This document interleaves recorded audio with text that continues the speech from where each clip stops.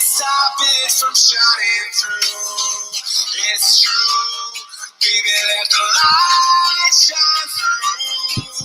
If you believe it's true, baby, won't you let the light shine through for you? Balyaras, can we check the attendance? Balyares, if you are one of the reporters, please check the attendance, Balyares.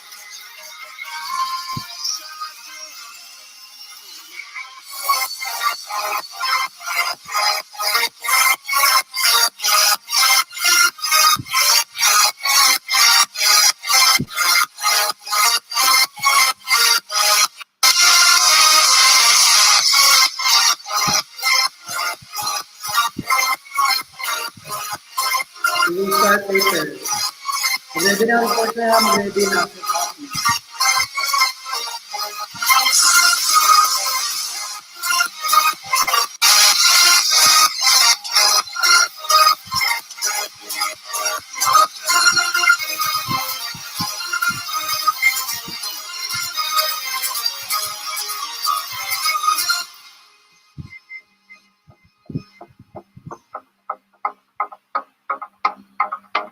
Please inform other reporters to be here.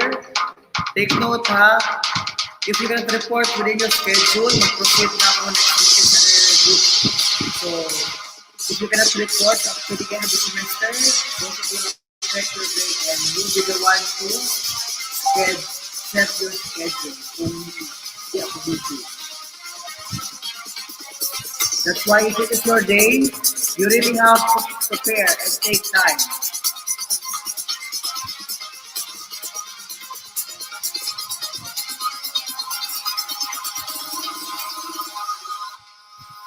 In the sky, gazing far into the night, I raise my hand to the fire, but it's no use, 'cause you can't stop it from shining through. It's true, baby, let the light shine through. If you believe it's true, baby, won't you let the light shine through for you?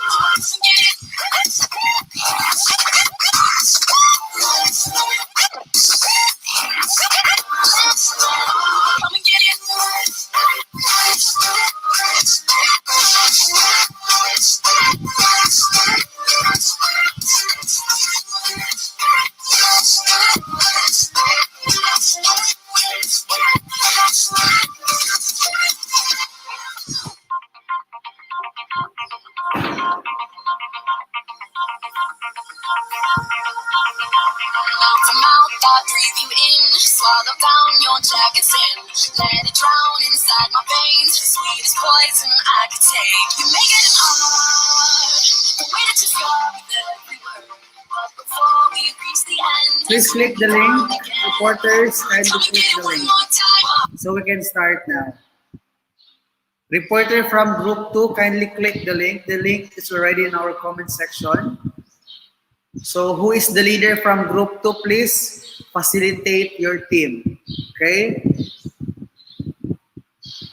Because although it is you are assigned with your individual topic, I will also rate you as a group.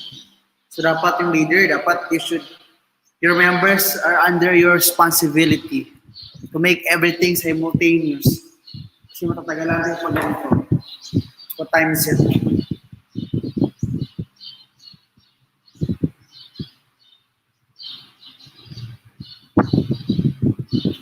Okay, paging the reporters.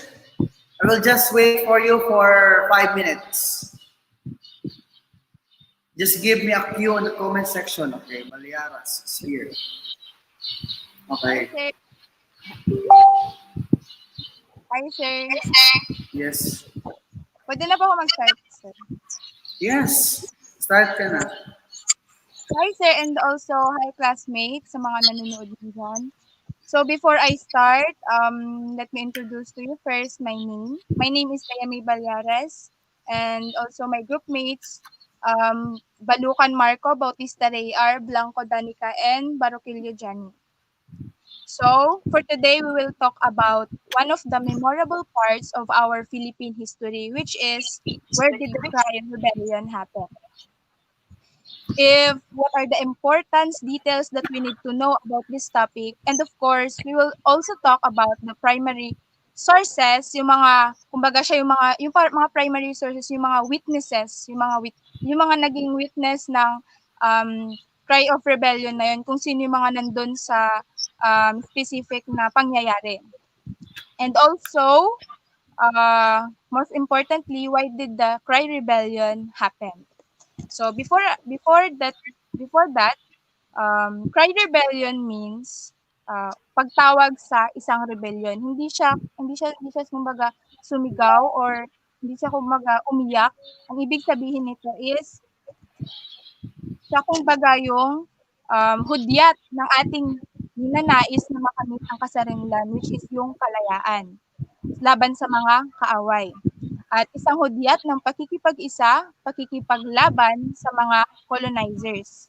So, at this juncture, we will proceed to the different dates and places of the cry. So, ito yung mga primary sources, yung mga naka-witness sa specific na pangyayaring ito. Some writers identified the first military event which Spaniards is the moment of cry for which Emilio Aguinaldo commissioned a himno di Balintawak. Yung himno di Balintawak nito is isa siyang song to inspire the renewed struggle after that the Biak na ba to failed kasi na failed yung biak na bato. So, naisipan ni Emilio Aguinaldo na gumawa ng isang kanta upang ma-inspire yung mga kawal ng biak na bato na mag-ano talaga sila, magpursige. Kumbaga, if you want to do something, dapat talaga nang gawin mo talaga, wag kang susuko. So, various accounts of the cry gave different dates and place. A Guardia Civil, Olegario Diaz, identified the cry to happen in Balintawak on 25 August 1896. Isa siyang witness talaga nang nandun talaga siya sa specific talaga na pangyayaring yun. Sinabi niya, naganap daw yung Cry of Rebellion in Balintawak on August 25, 1896.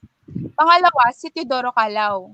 A Philippine historian marks the place to be in Kangkong, Balintawak. Sinabi niya naman dito sa Balintawak na naman, Kangkong, Balintawak, which is, meron siyang specific na pangalan ng lugar na nilagyan niya ng Kangkong, Balintawak on the last week of August 1896. But si Teodoro Calao, hindi siya sure kung ano yung specific talaga na date. Kumbaga nilagay niya last week of August 1896. Santiago Alvarez, a Katipunero and son of Mariano Alvarez, leader of Magdiwang faction in Cavite. Sikat ito siya dati na isang anak ng leader ng Cavite na sinasabi niya, naganap daw ito sa bahay ni Toro in Quezon City on 24 August 1896.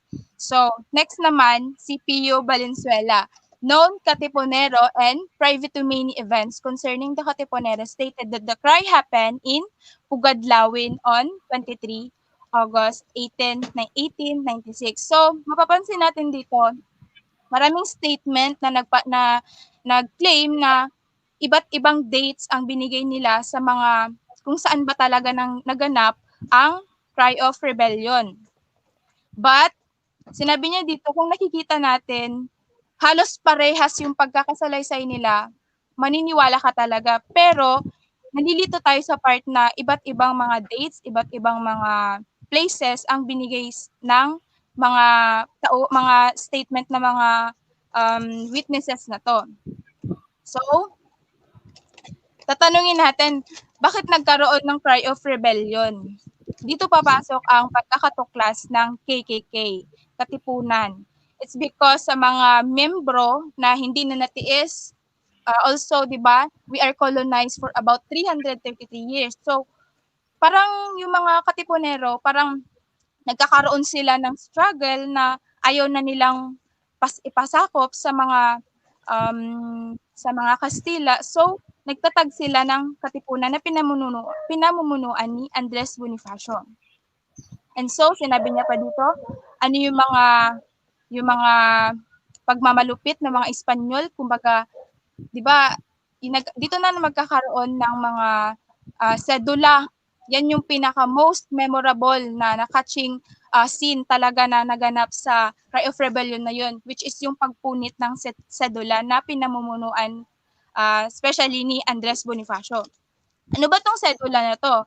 Sedula, ito yung covenant natin sa Kastila. Kumbaga, yun yung nagiging cause kung bakit hindi tayo makagalaw kasi meron tayong hindrance na hindi natin alam kung magagawa natin isang specific na bagay nito just because meron tayong sedula noon na ginagamit. Kumbaga, at saka pinunit nila yon, kung bakit nila pinunit talaga na yon yung sedula na yon kasi ayaw na nilang pagod na sila. Kaya kumbaga ang ibig sabihin ng Cry of Rebellion, nag-rebellion sila, kung pinakita talaga nila na gusto nilang lumaban kaya pinunit nila yung sedula na yon. And so sinabi pa dito, ano bang naganap sa mga na yon sa Cry of Rebellion? Nandun yung pagpupulong, pagbibigay ng talumpati ni Andres Bonifacio, and of course, sa sedula noon na napaka-importanting dokumento sa Pilipino noon na hinahanap ng gobyerno ng Espanyol. So, one of the controversial about the Cry of Rebellion, kahit anong mga petsa yung mga ginapaglagay nila dito. So, meron tayong dalawang, kumbaga dalawa talagang lugar na sinasabi kung saan nanggaling kung saan naganap. Una, sa Pugadlawin and pangalawa sa, Balintawak. So, aanuhin natin ang account ni Guillermo Masangkay, which sinasabi niya dito, nangyari daw ang Cry of Rebellion on August 26 sa Balintawak.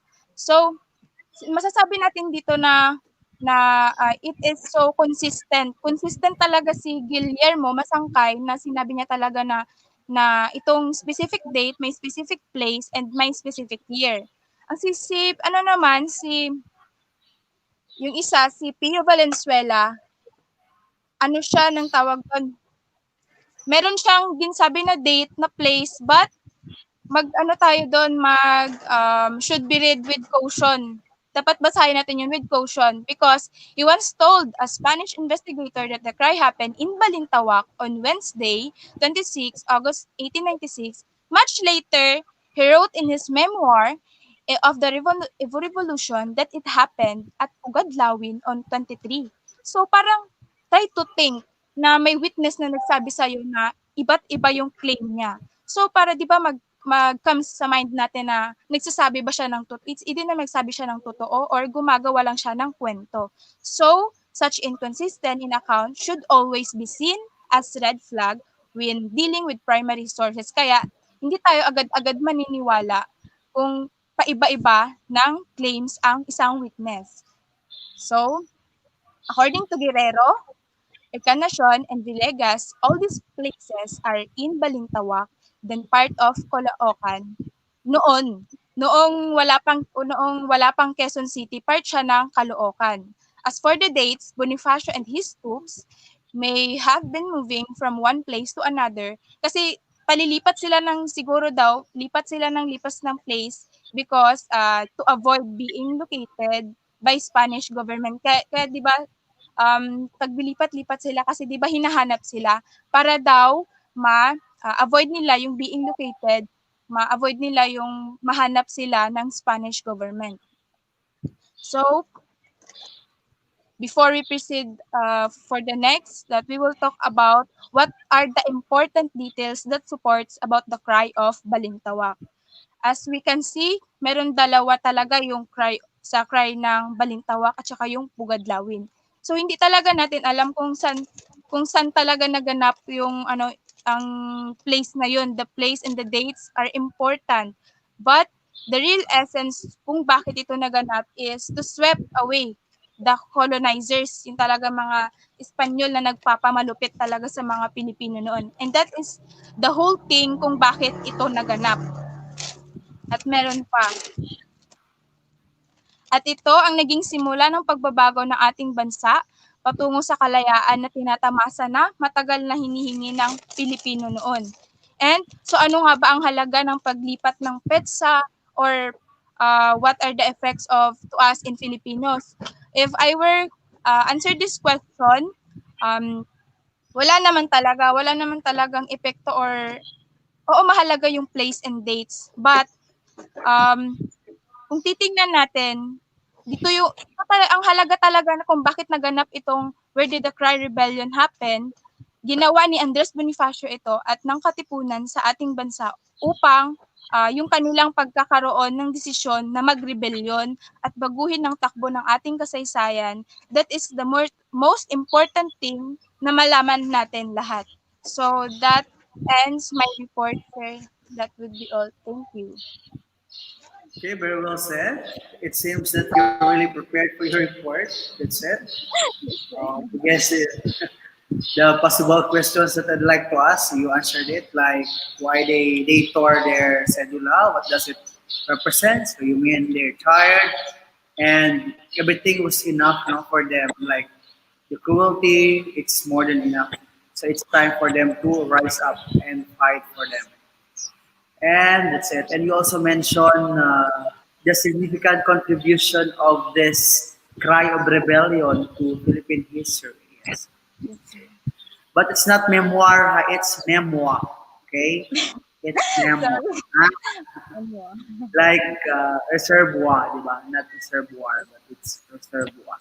Okay, thank you so much, Balieres, Sir, for a very comprehensive report. Keep it up. Ganun dapat yung reporting para wala namang question. So please inform your classmates to, o sige, I have questions na lang. From this cry of rebellion, what is your realization as a youth, Filipino youth of this generation pag towards yung learning Philippine history? may realization sir about this specific topic. Kumbaga, kung may pinaglalaban ka, dapat ipaglaban mo, hindi yung tatahimik ka lang. Kagaya ng ginawa ng Katipuneros from the past talaga, ginpaglaban talaga nila yung kanilang gusto mithiin talaga na makamit yung kalayaan. That would be all, sir. So pag nagsasama, ipaglaban, parang ganun. Yes, sir. O what if yung shota mo inagaw, ipaglaban mo ba? Kasi sir, hindi naman niya naagawin talaga kung hindi siya magpapaagaw. Ganun na lang. Right. Just kidding. Okay, thank you so much. Thank you, Baleares. Kindly inform your other members to click the link for them to be added. Thank you.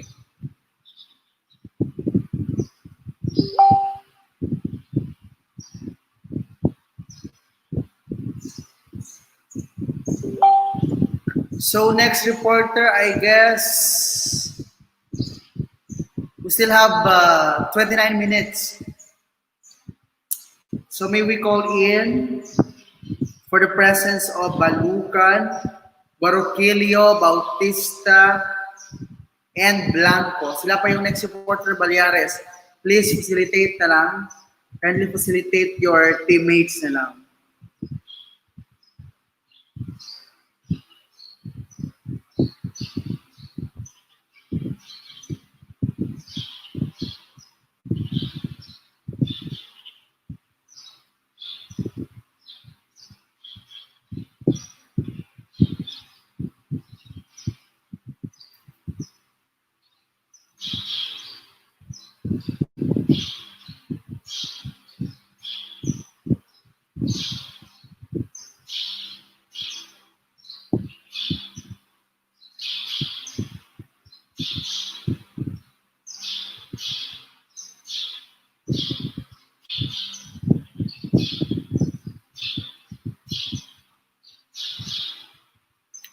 Again, so some other reporters, so dapat ganun ang pag-report very comprehensive.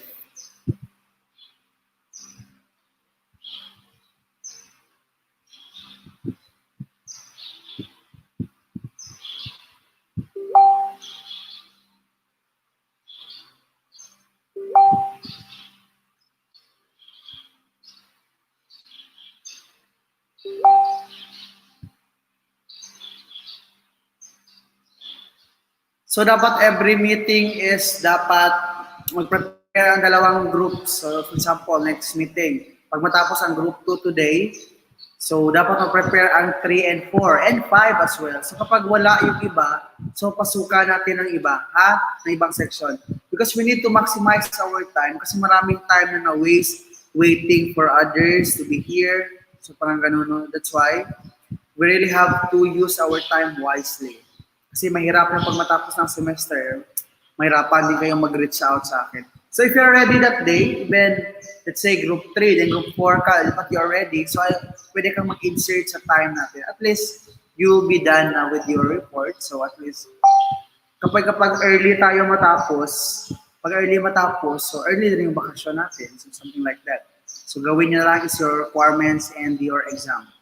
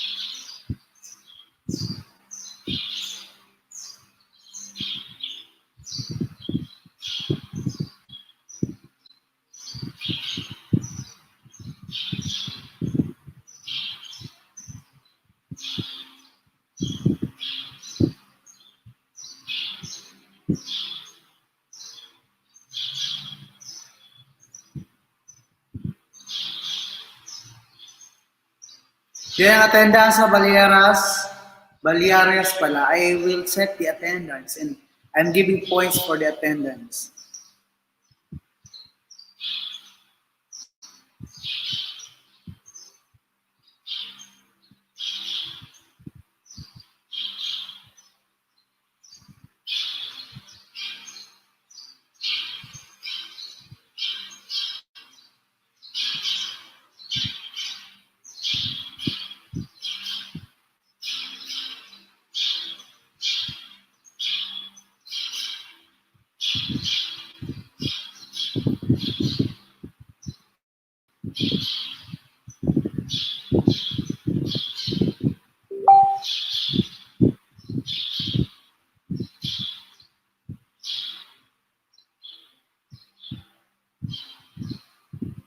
Baka may ready na group 3, pwede na mag-report. So pag wala ang group 2 ngayon, like for instance, wala yung ka-grupo ni Baleares, pwede pumasok ang group 3.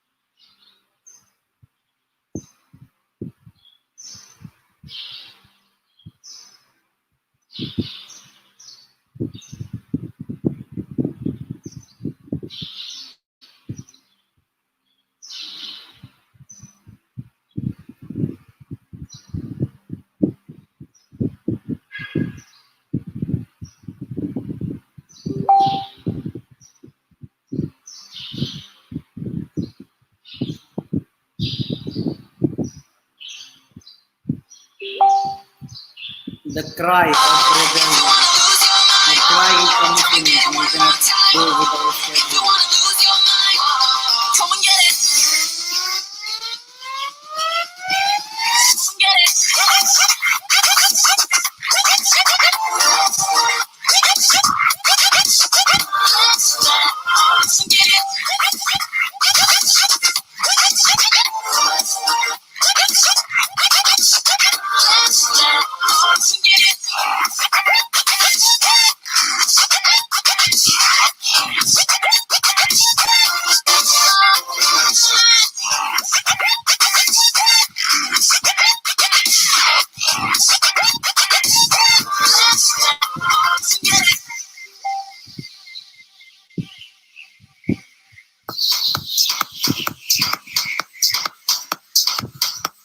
Again, paging other reporters. So I'm expecting yung iba ako. Pag ganito ang system natin, matatagalan talaga tayo ba? Then affected lahat. So pag di affected lahat, pag ready ka, please, anyway, ang reporting natin, just simply discuss your topic. Kapag maka-PowerPoint ka, better. Just send it to me prior to your discussion. But then if you can, just simply discuss. Ganun ako simply, my goodness.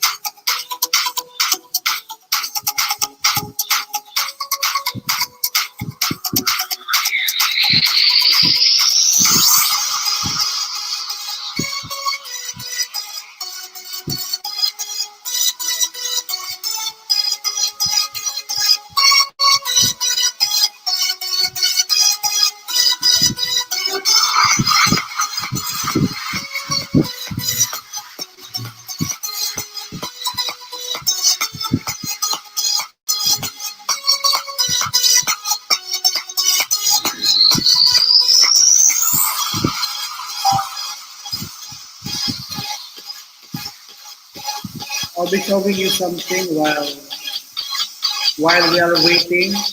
Please watch this video and try to reflect.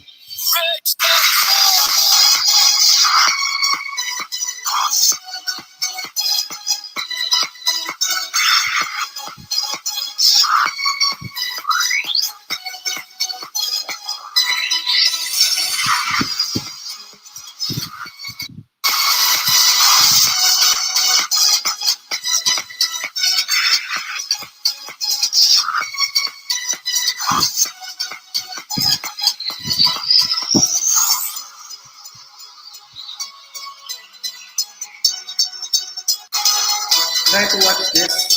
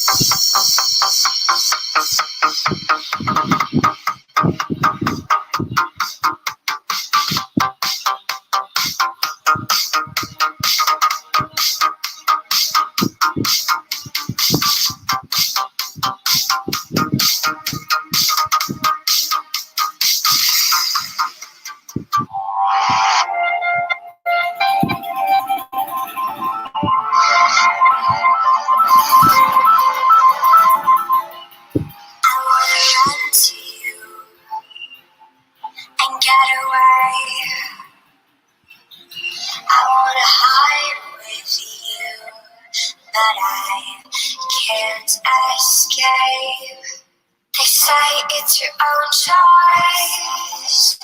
Can you hear my voice? It's a lesson to be learned in time.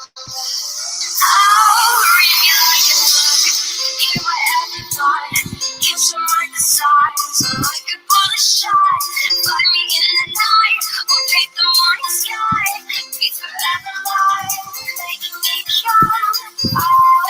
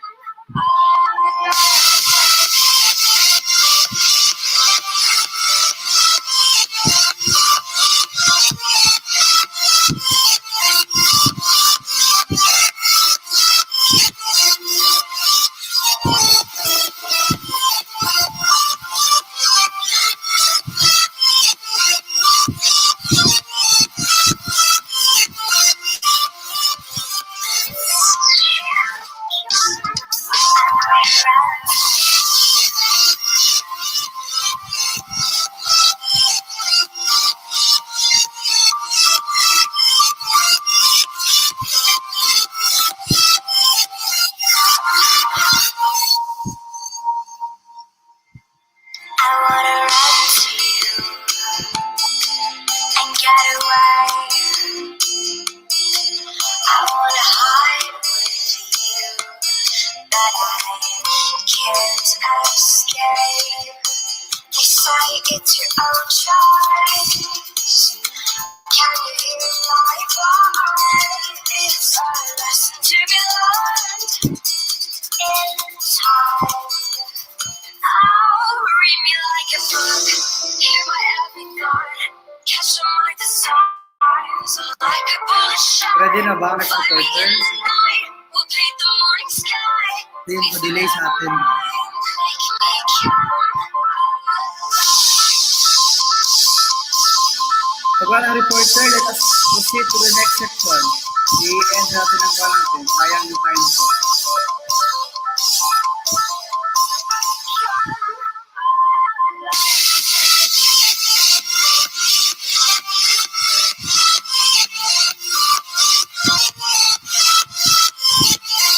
Sayang time natin. Sayang load natin.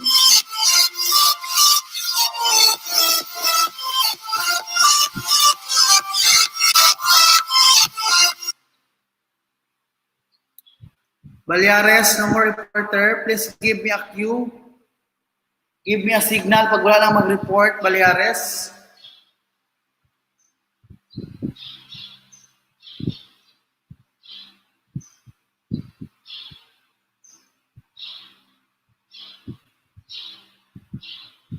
Pag wala nang mag-report, Balyares, please give me a cue, Balyares. So we can proceed to other section and you can leave. Pansayang time natin.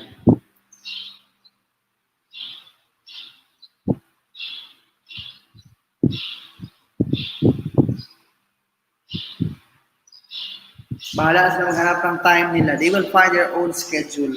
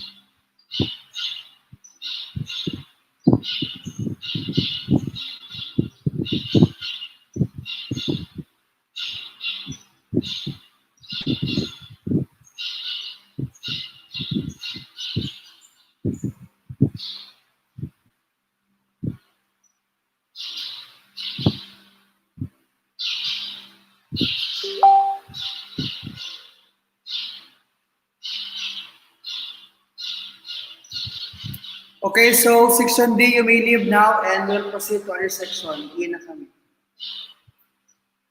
Let's stop na. So wala nang magkuhan.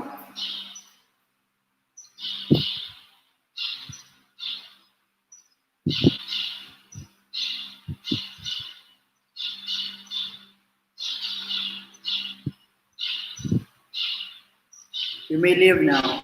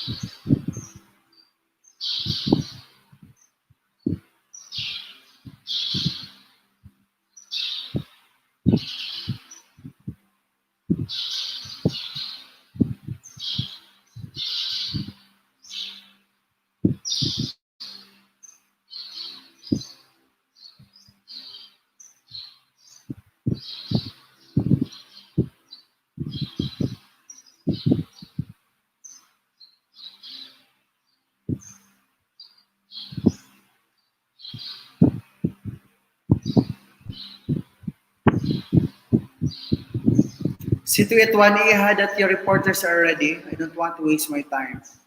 We've been wasting our time here.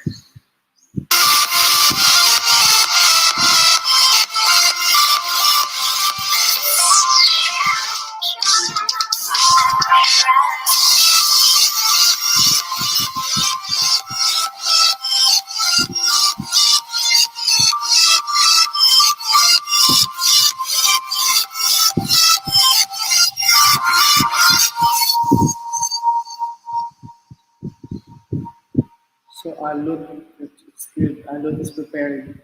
Are you the reporter today, Alot? Are you the reporter today? You are group 2, right? Are you group 2? You are group 2, no? Group 2 kayo? I cannot hear you. Wala kang audio. I guess there's a problem with your earphone. So that means, Alot, kayo rin yung in charge sa ating attendance. So if you are the reporter of the day, so one of your members will monitor the attendance, ilista yung attendance na nag-online lang, okay? Those who are only, those who attended our class online, those who did not, don't include their name, okay? We cannot hear you. Wala kang audio. Kindly remove your headphone. Maybe the problem is there. Or baka naka-off ang mic mo, wala pa rin.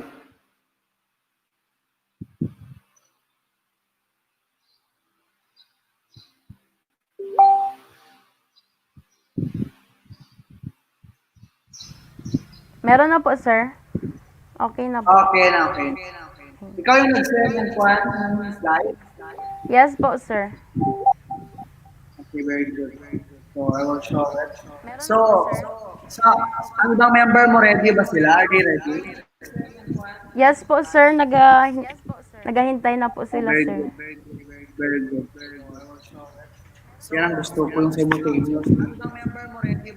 I commend those members for really take time. Naghahintay na po sila, So yung slide, yung usahan na kayo doon, Alot, ayun na lang. sir. Yung PowerPoint na ginawa yung for the entire group here. Is it for the entire group na yung sa lahat ng member niyo? Or bawat isa gumawa ng PowerPoint? Is it? Yun na po lahat dun, sir. Okay, very good. So, Hinati na po namin lahat. So, good. wala ang group 1, hindi naka-report. Yung group 4 na Abdul, saan ko sila kaya? namin lahat. Start na po, sir. Wait lang, i-flash ko muna ang topic. So ikaw mo yung unang mag-report or may kasabay ka? Ikaw pa?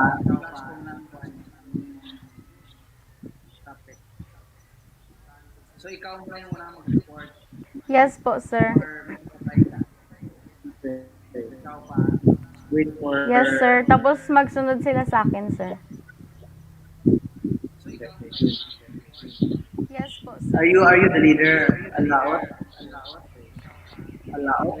Alot? Sir, No, alot? tapos magsunod sila sa akin, sir. Aloot po, sir. Aloot. Alot. Are you the leader? Alaot? Aloot, sir. So ito yung report. Aloot po, sir. Aloot. Ay, hindi ito. Hindi. This is it. Aloot, sir. So ito yung report. Kay? Ay, hindi ito. Okay. Kay?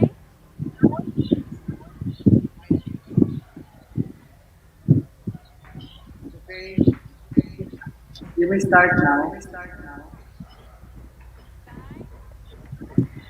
So, good afternoon, sir. I am the first reporter. Let me introduce my group. So,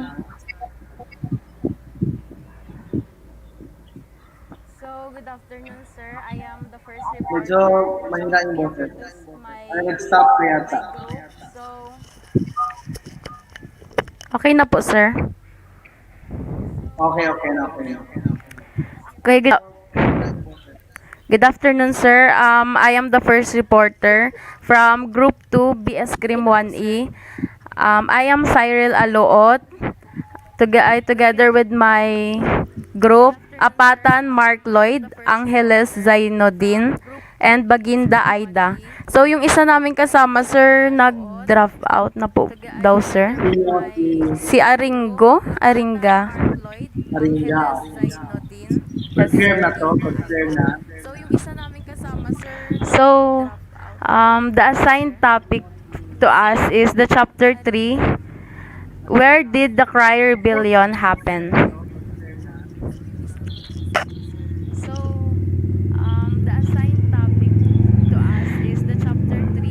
The term cry is translated from the Spanish El Grito de Rebelión, or the cry of rebellion, or El Grito for short. Thus, El Grito de Balintawak is comparable to Mexico's Grito de Dolores 1810. However, El Grito de Rebellion strictly refers to a decision or call to revolt. It does not necessarily connote shouting, unlike the Filipino sigaw. So, yung report po namin, sir, hinati po namin by version po kasi um, ma- meron pong different versions on dates for the first cry of revolution as well as its venue.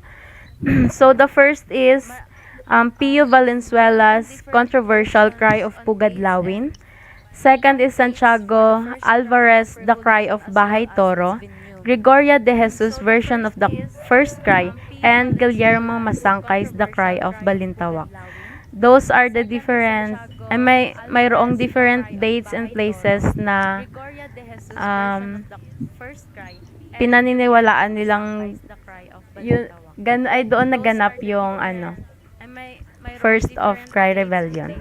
So, Pio Valenzuela's controversial Cry of Pugadlawin is a version of Pugadlawin has been authorized by Dr. Pio Valenzuela, who happened to be the eyewitness himself of the event.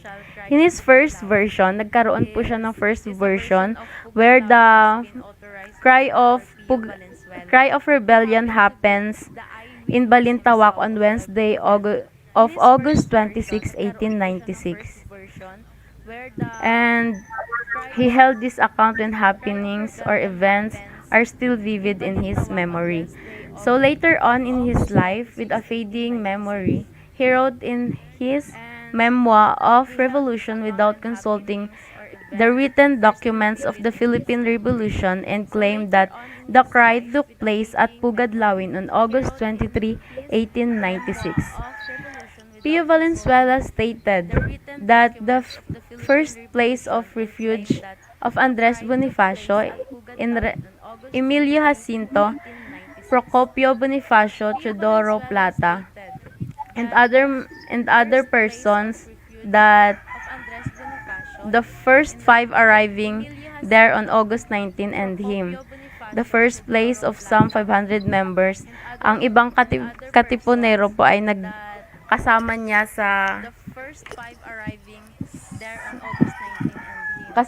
na nag-eyewitness ng pangyayari sa revolution. Naniniwala siya na nangyari sa Pugadlawin noong August 23, 1896.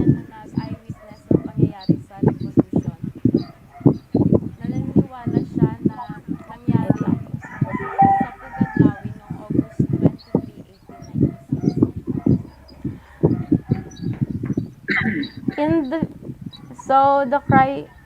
so what is the importance of the cry of rebellion in the Filipino? So cry rebellion is important because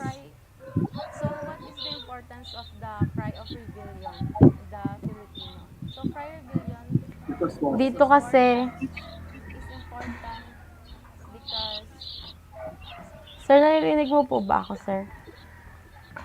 Hmm? Nag-echo po kasi. Sige, continue lang. Dito namulat ang mga Pilipino upang makita at ipaglaban ang kalayaan ng bawat isa. At yung sa sedula is yun yung trademark na malaya na ang Pilipinas. Yun lang po, sir. Na malaya na sila from what? Malaya na sila sa? Malaya Sa na sila mga sa kwan? sa mga colonizer, sir. Akala ko malaya na sa pag-ibig. Sa kwan. So, what have you Sa learned from mga your report? Anong report mo? sir? What have you learned from your report? Ano mga na-realize mo upon reading your report or studying your report, discussing it? What are your realizations?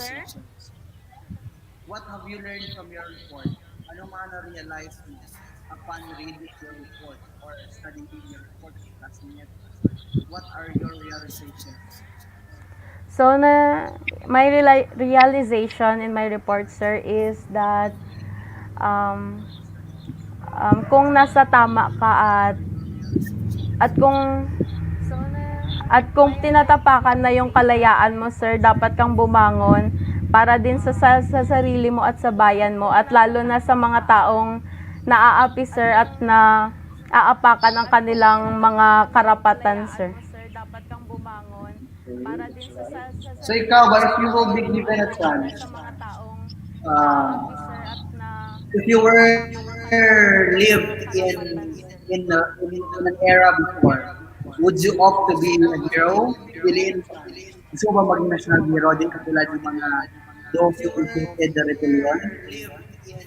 If you were given the chance, if you were lived in past era, sa tingin mo kaya, would you be a hero? Or isa ka sa mga Spaniards? What do you think?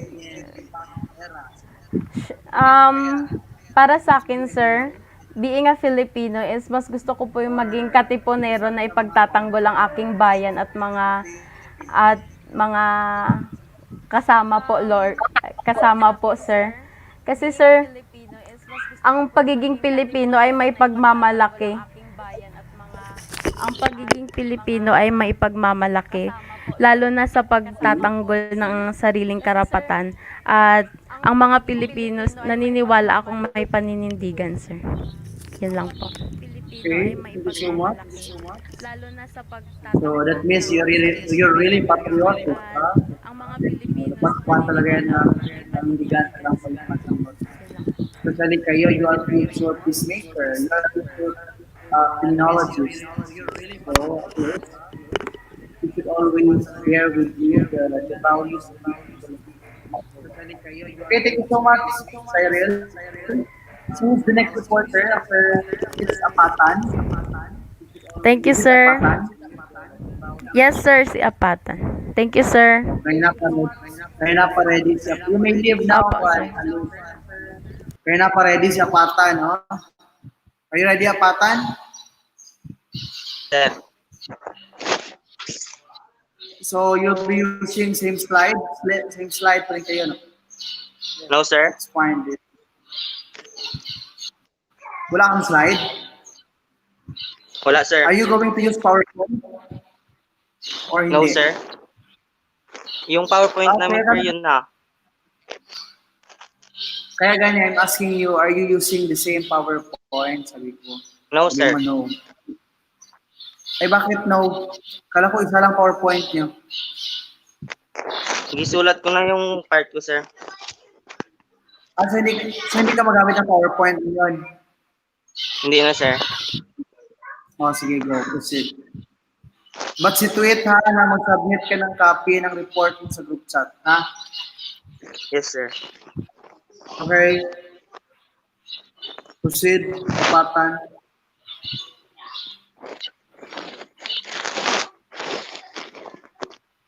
Start na sir. Yes, you may. Momentous events swept the Spanish colonies in late 19th century, including the Philippines. Journalists referred El Grito de Rebellion or Cry of Rebellion to mark the start of revolutionary events, identifying the place where it happened.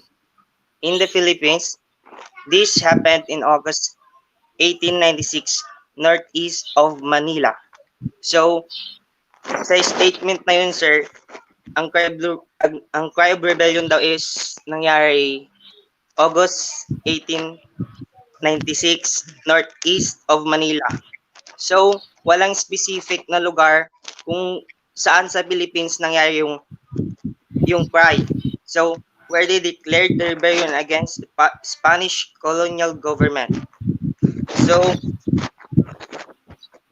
doon na sir, doon na nagkaroon ng malaking impact kumbaga ang or controversy regarding the event.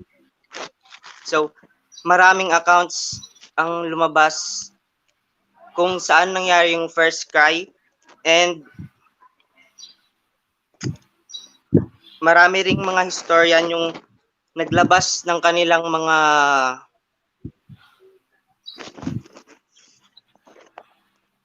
mga accounts sir, mga accounts, naglabas ng accounts.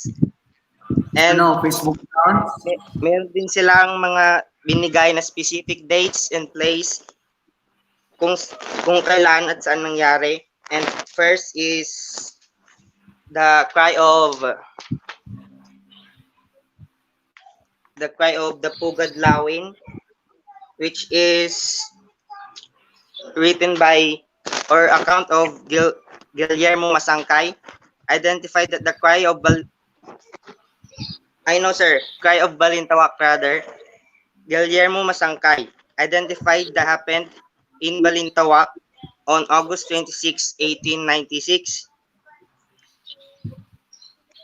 And second is Guardia Civil. Lieutenant Oligario Diaz also identified the cry had happened in Balintawak on 25th of August 1896. And Teodoro Calao, Filipino historian, marks the place to be in the Kangkong Balintawak on the last week of August 1896. So dito kay Teodoro Calao sir, alam niya na sa Balintawak but hindi niya specific yung date, kumbaga last week yung nilagay niya sir. And Santiago Alvarez, a Katipunero, a son of Mariano Alvarez, leader of Magdiwang faction in Cavite, put the cry in Bahay Toro in Quezon City on August 24, 1896. And Pio Valenzuela, known Katipunero and privy to many events concerning the Katipunero, stated that the cry happened Pugad Lawin on 23 of August 1896. So, maraming accounts ang lumabas sir and no one can doubt sa mga nilabas nilang accounts because each of them has a strong evidence that the crime may happen on that date and on that place. Some and also sir, some of them has a statement like Guillermo Masangkay and also the others sir, or the source of their yes sir, the source kung saan nila nakuha.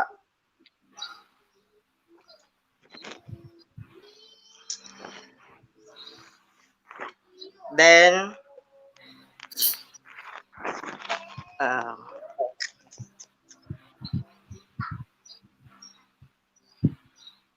yun lang sir. So may apat na dates sir, and there is also a fourth place which is August 26, 1896, August 25, 1896, August 24, and August 23, 1896. The different place is Balintawak, Kangkong, Bahay Toro, and Pugadlawin. Yun lang, sir. So your report is one of the primary source, no, to prove Yes, sir. if where did and when did this cry of rebellion happen. But for you, Mr. Apatan, where Yes, and sir. when did you think occur this cry of rebellion? Ano, sir? For you, where did you think that this, or where and when did you think this cry of rebellion occurred or take place? Hindi ko din masabi, sir, kasi But based on the as biblical readings, based on the source that you have discussed, it was in, sir, but based on your source, it was yes, in where and when. hindi ko rin masabi, sir, kung saan kasi there is so many accounts giving their statement kung saan nangyari and what is the exact date. But as looking as they're looking to their evidences, or let's criticize those accounts, there is such a strong evidence saying that the crab rebellion may happen on that date and in that place where each of them, or where each of the historian given. Yes, anyway, it's a case study, and since it is a case study, that means there is no exact answer yet. But using those primary sources, using first, second, primary sources, it could somehow answer these questions, but not that really certain. Now, Yes, sir. my final question is it really necessary to know when and where did this cry of rebellion happen? Is it really necessary, Yes, sir. Papa? Yes, Why? sir. Because the crab rebellion is important to us Filipino, because this is the sign, or yes, it is the sign of our rebellious deeds on, on our rebellious deeds towards our colonizer, and we should Yes. proud of it because we're Filipino. Okay, so you were answering with the question, what is the importance of rebellion? It should be like that. My question to you is it really necessary to know the dates and the place where did this cry of rebellion occur or take place? That's my question. Come again, sir. Is it necessary to know where and when this rebellion happened in discovering the secrets of our history, specifically the Philippine history? In my opinion, sir, I think yes, because it's oh, it's really the oh, treasure of our history. And if someone asks you about this, you can share your idea or something you've learned in this topic. So for me, it is important to know the places and dates where the different accounts, or the places and dates of where did the cry happen. Yes, that's true. And always remember that what counts history are the dates, Yes, sir. events, people. When we talk about history, of course, dates, places are indispensable. They are part of it. You cannot tell that it's an exact history if there is no date. There's no exact date. Okay, Yes, there's sir. no exact date. And we cannot assure the reliability level of a certain piece or certain documentary or account if there is no date, right? Like it seems like it's uncertain, it's unsure. And of Yes, sir. course, history will become fragmented. It's Yes. incomplete just in case if there is no date. But since there are many scholars, there are many Filipino authors, historians, Historians.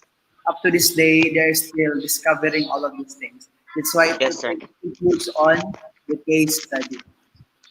And but anyways, aside from the dates and the year, what matters is that we've learned something from this. No, we've learned something from this.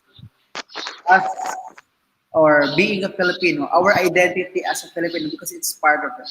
Okay, thank you so much, Apatan. Yes, sir.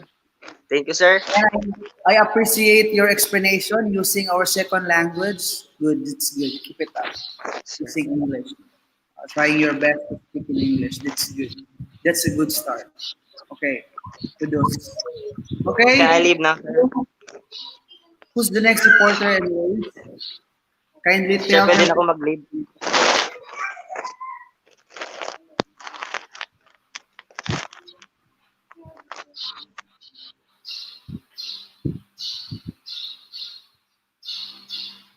Next reporter.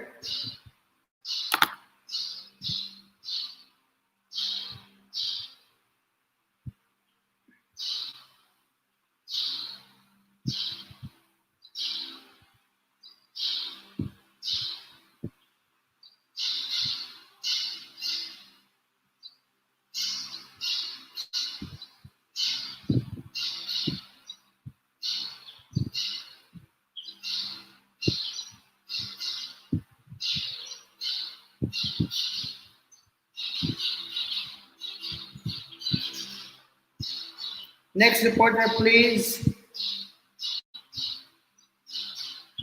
May we call in the next reporter from the team?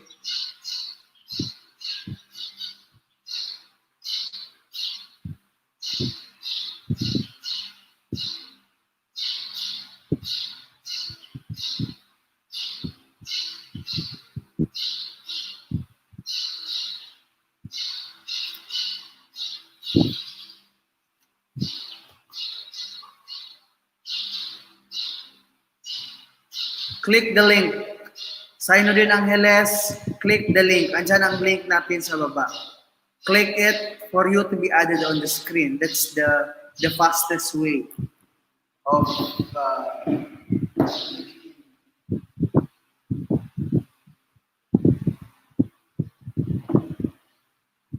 i-click mo yung link Sino din. I gave you the link. The link is there already. Para early tayo matapos so we can take some rest early. Early as possible.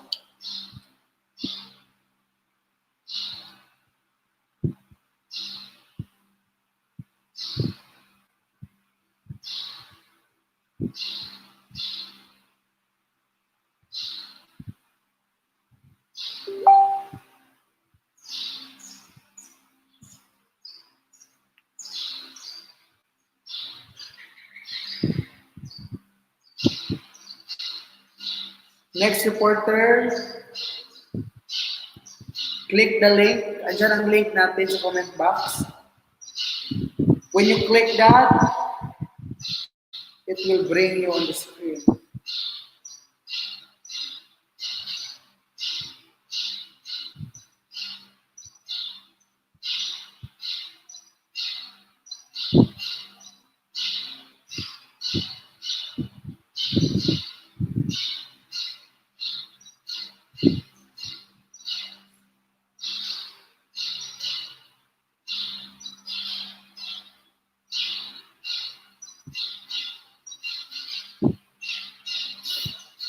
Alright, so we have here Baginda. Hey Baginda. Ako daw muna sir kasi may problema si Saidin. So anong Ako daw gamitin mo? muna mauna sir. Anong gagamitin mo? Mag-read ka lang dyan or are you using the same slide? Ano gagamitin mo Baginda? Notes lang po nakin sir gamitin ko. What? Notes lang po nakin sir. O Notes sige, ko lang then po. mag-send ka lang ha sa GC ng inyong kuha report. Ito ang signal. Mag-send ka na ng copy sa classmate mo ha. Apa sir. Okay, so you may start. Start na po ako sir.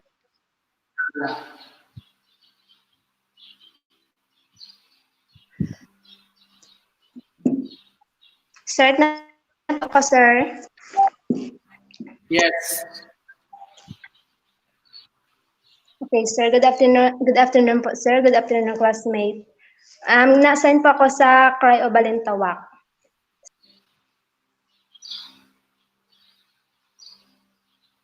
a childhood friend of Bonifacio. Philippine happened on August 26, 1896, in Balintawak at the house of Apolio Samson den da Cabeza of the Barrio Caloocan. Among those attend is Emilio Jacinto Aguinaldo, Rosario Tomas, Brosio, Pantas, Teodoro Plata, Leo Valenzuela, Enrique Piacho, Sermo, Francisco Sermon, lahat po sila leader ng Katipunan. Andres Bonifacio, same hall. Shit, sige.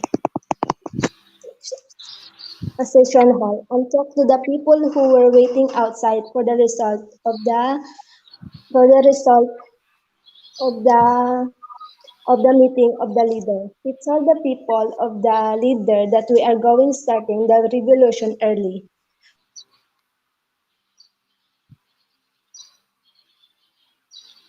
We are going sign of slavery of the Filipinos, where the Sidulac tax charge. Tax charge each citizen. When the people pledge was obtained by Bonifacio, he turned the session hall and informed the leaders of the talk place outside. They want to revolt and they had to destroy their cedulas. Sinabi ni Bonifacio. So now we have to start the uprising, otherwise the people by the hundred will shut the board members of the rector in despite of the protest of Plata and Valenzuela vote for the revolution and nag-decide po na ng mga tao na I'm sorry, Venezuela vote for revolution and when this decided, the people outside shouted ultra amen. Bodaquero and coming 25 marks amount of a cultured man. He always wore open coat, black necktie, and black hat. He always carried an umbrella. At 5 o'clock in the afternoon, while the gathering of Balintawak was celebrating the decision of Katipunero leaders to start the uprising, the guard were up in trees to watch for any possible intruders for the enemy to give the warning of the Spaniard. Where where were come led by Bonifacio, Emilio Anacinto, and other leaders of Katipunan by men distributed in strategic position where were prepared for the attack of the civil guard. And that's all for Guillermo Mangsangkay of Tribal Tawak. Yan lang po sir for the Tribal Tawak. So your topic is under the primary source of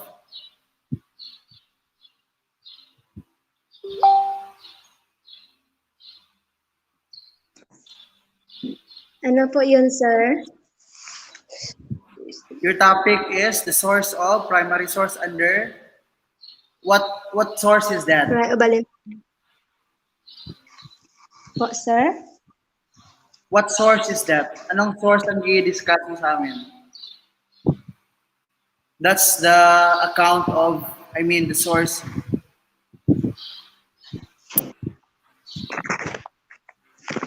Kaninong source ng Ano po yun sir? Who owns that? Tribal Tawak po sir.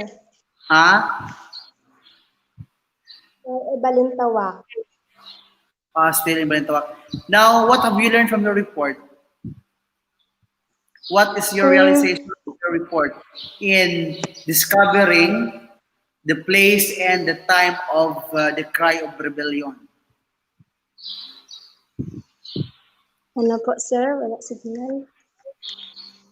Pakiulit po sir. What is your realization from your report, from the topic assigned to you? Ay, wait lang po sir. Ano po yun sir? Pakiulit po ng question niyo. What is your realization with your topic or with your report and in connection with the discovery on the date and time, the date and place of the cry of rebellion? Does it reveal something? May reveal ba siya that where did this rebellion really happen? Parang ganun. Wala po sir. Wala. Signal. Wala po, sir. So yan, take note na lang. What have you learned from your report? Ano natutunan mo sa report mo na pwede mong i-apply sa real life situation? Di palaban po ni Andres Bonifacio na ano, na yun po sa Sidulas po, sir, pinaglaban niya po iyon. Yung pinaglaban po ni Andres Bonifacio yung sa slavery of the Filipino where the Sidulas tax charge. Yun po, sir. Sa tingin mo ba, okay.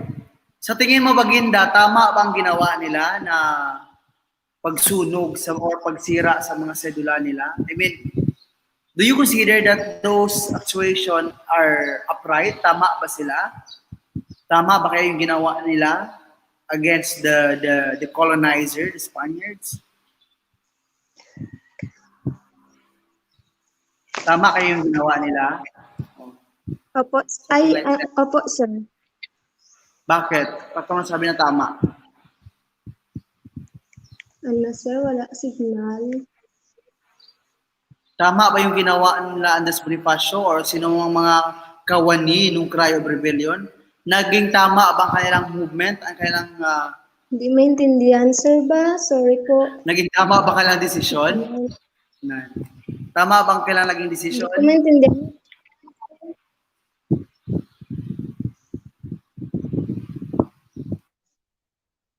Hindi maintindihan yung question mo, sir. Utod-utod. Putol-putol po.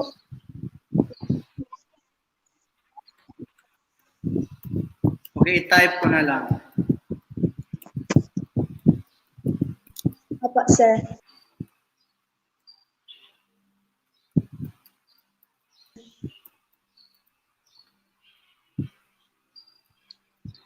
Wala signal, sir. Pasensya po.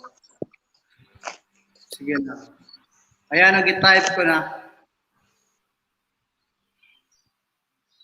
Look at the comment section. Hindi maintindihan, sir. Sorry po, wala signal. Putol-putol po yung boses niyo.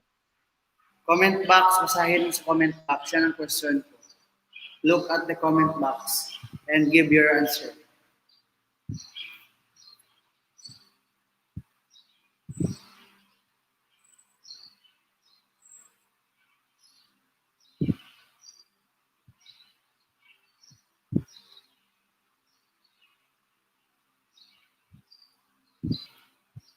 Look at the questions on the Okay, so meron pang next reporter while waiting for the answer of Baginda. Some more reporters from your group, Aluot. Some more? Is there any? Please give me a cue pag meron pa or wala na. So we can proceed and we can end it. Kasi sayang time natin. If we are waiting for those who will not come, di ba? Kapagod maghintay sa mga taong hindi darating. Pag hindi makapasok, Angeles, you can retry it or use another device. Pag may ibang cellphone dyan, gumamit ka, baka hindi compatible sa cellphone. Kasi yung iba, okay man.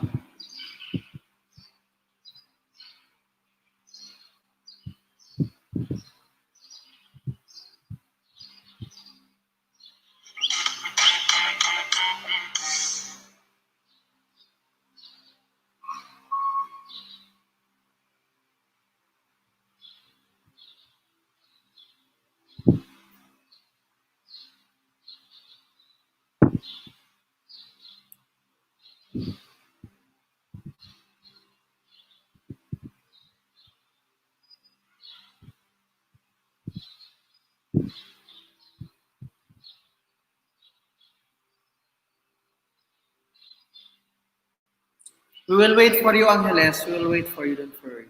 Tayo natin si Angeles. So yung nag-report is si Bagin.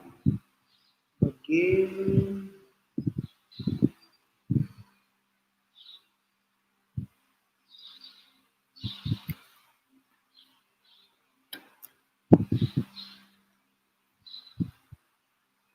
Sayang kung di ka maka-report ang Angeles kasi ikaw na lang yung hindi. So at least kumpleto ng team.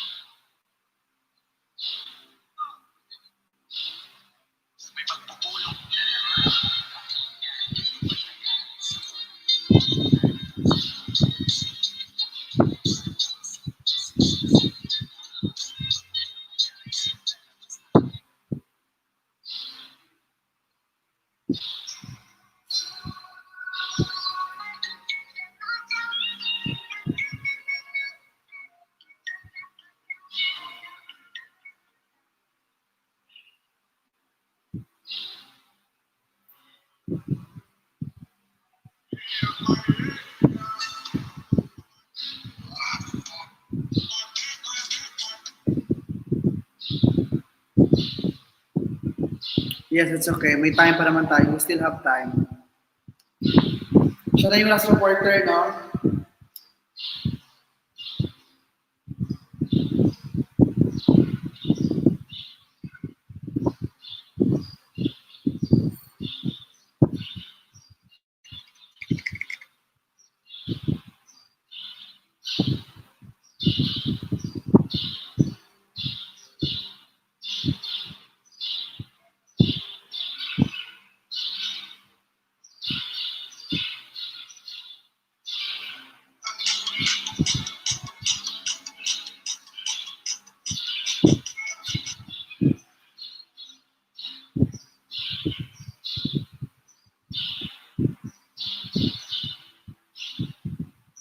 Okay lang yung sagot ni Baginda, i-relay mo lang sa kanya yung question. Then pwede niya may PM sa akin yung sagot niya. Oh yes, we're here.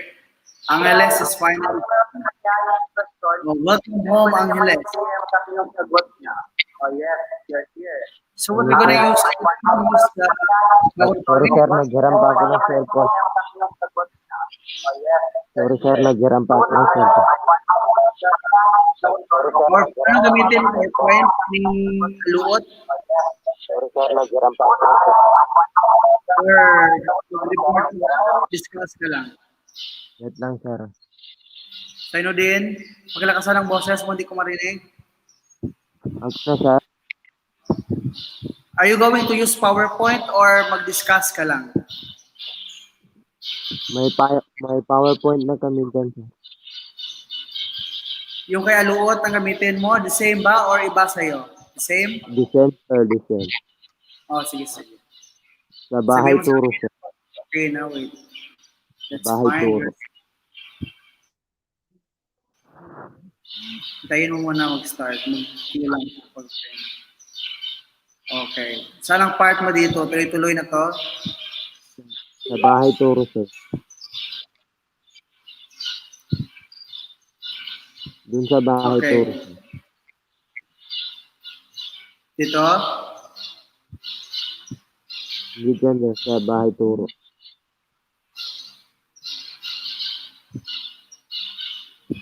Santiago? Oh, ito na. Dyan sir. The Cry of the Toro. You may start now. This version of the cry was written by Santiago Alvarez, known as Katipuneros from Cavite. He is son of Mariano Alvarez. Santiago is a relative of Gregorio de Jesus, who happened to be a wife of Andres Bonifacio. Next na sir. Ito nyo. Next slide. Next na sir. Yeah. So Sunday, August 23, 1896, as early as 10 o'clock in the morning, at the barn of Cabezang Melcora Aquino, at a place called Sampalucan, barrio of Bahay Toro, Katipuneros meet together. So, noong Linggo, August 23, 1896, sa kamalig ni Kabesang Mekora, alas 10 ng umaga kung saan nagtagpo ang mga katipunero sa lugar na tinatawag nilang Sampalukan. Ito ay sa baryo ng Bahay Turo. So, about 50 of these arrived. Wait lang sir. Saan yun? O, sige, sige. 520 and urged to join Supremo Andres Bonifacio and his men. So, kung saan may dumarating na mga tao na 500 na handang-handa at sabik na sumali sa Supremo para ipaglaban ang mga kalayaan. Sunday na sir, Monday. Right. Next. There were about 1,000 Katipuneros. The Supremos decided to hold a meeting inside the big pond. Under his leadership, the meeting began at 10 o'clock in the morning. So, noong Lunes, 100,000 mga Katipunero ang mga nagsidatingan kaya nagdesisyon ang mga Supremo na sa loob ng malaking kamalig ipalaganap ang pagpupulong. Nagsimula ang pagpupulong noong 10 o'clock in the morning. So, nagtapos naman ito noong 12 o'clock noon. So, natapos na ang pagpupulong, sabay-sabay silang sumisigaw ng mabuhay ang mga anak ng bayan.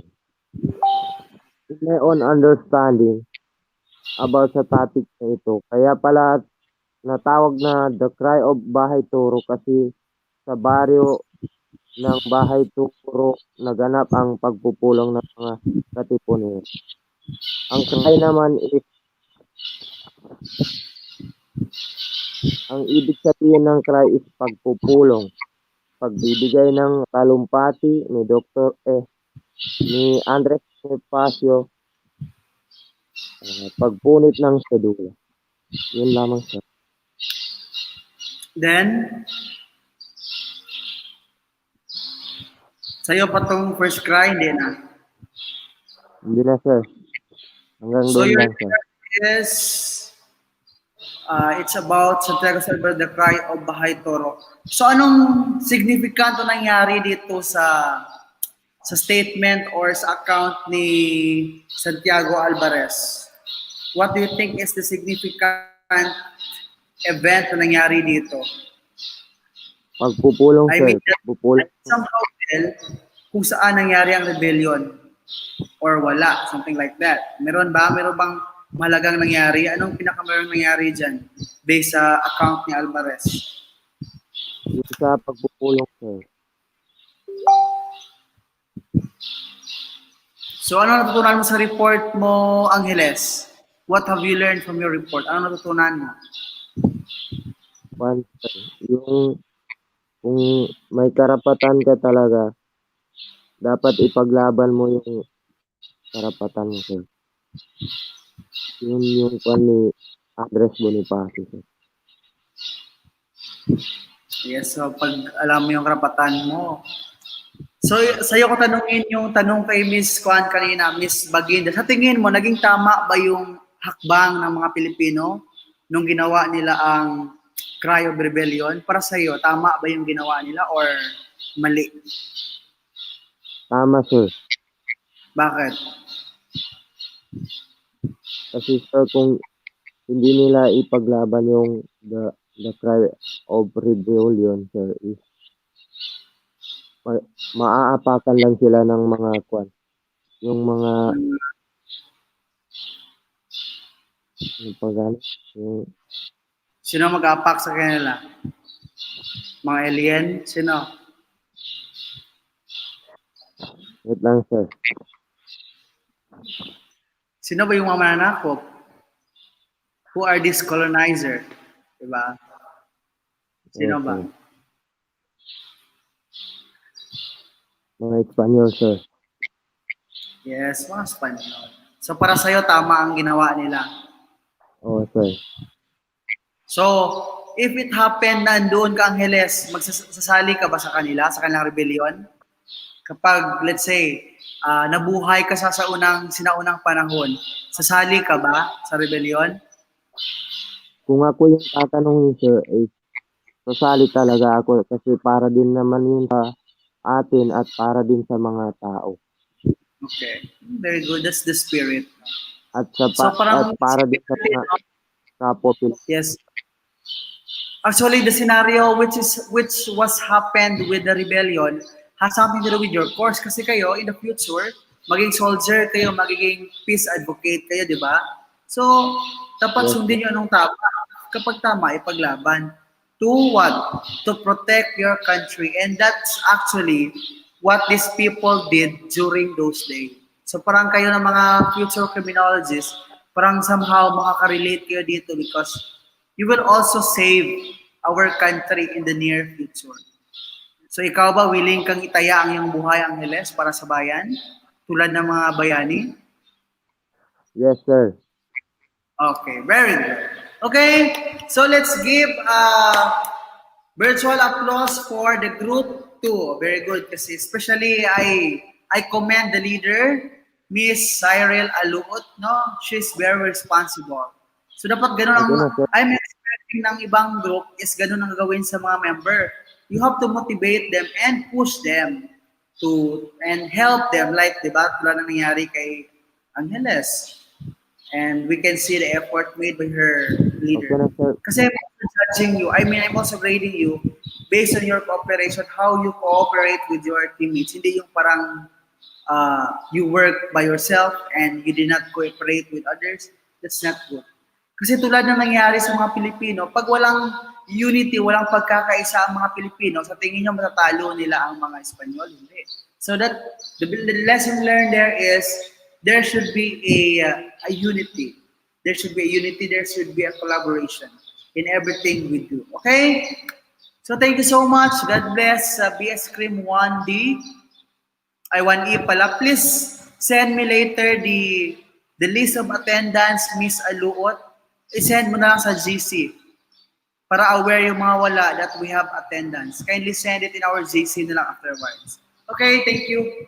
So you may leave now. You may leave now, guys, and save your data.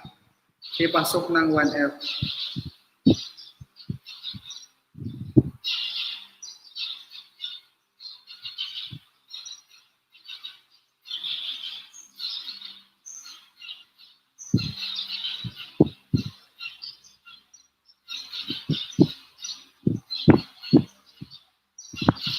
Thank you so much.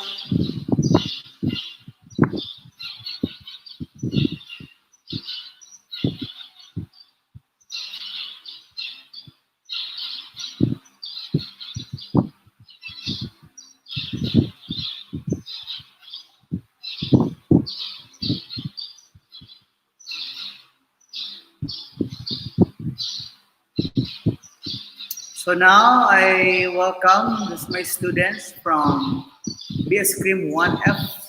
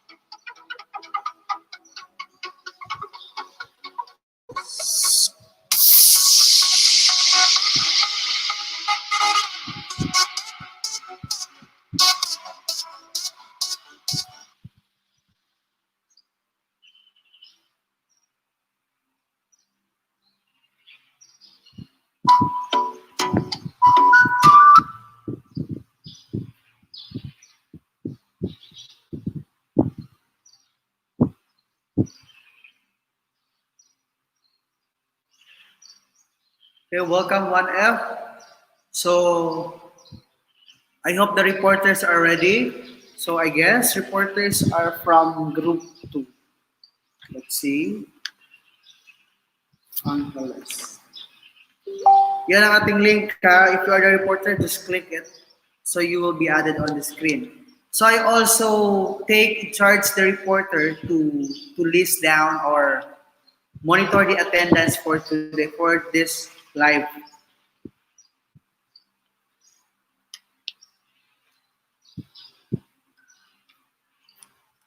So 1F. Yes, Abdul. 1F.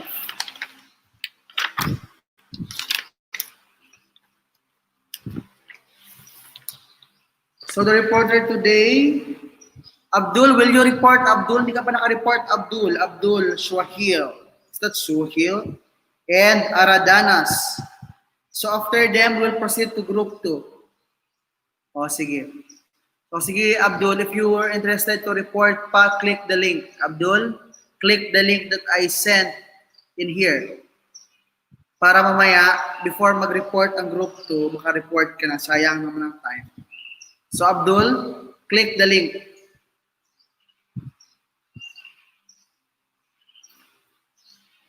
Click the link if you will report or if you are interested to discuss your topic, just click the link.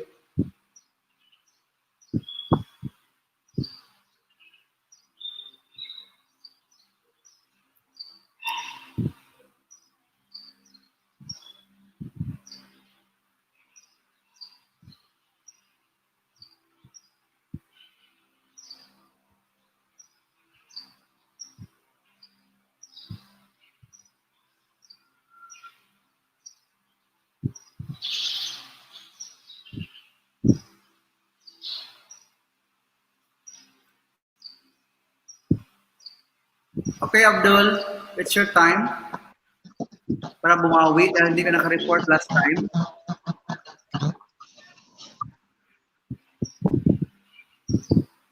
Abdul, kindly show your camera.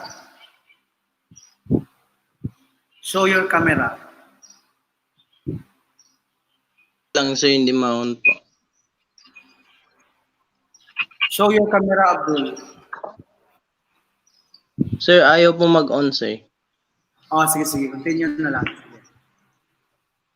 Pwede ulit sir? Ulit pasok? Okay na. Pasok, mag-discuss ka na. So, good afternoon sir. Marinig ako sir? Yes. So, ito po yung continuation ng report namin na yung group 1 po sir.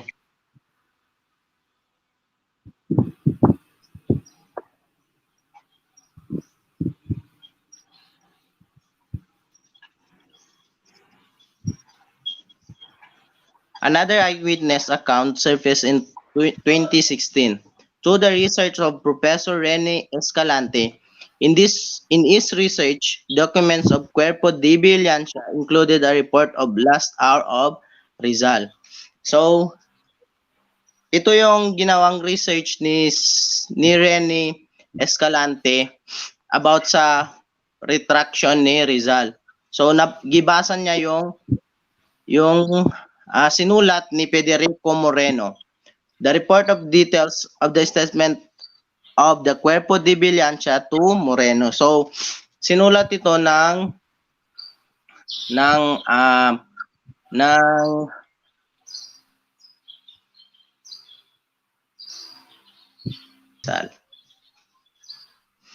So,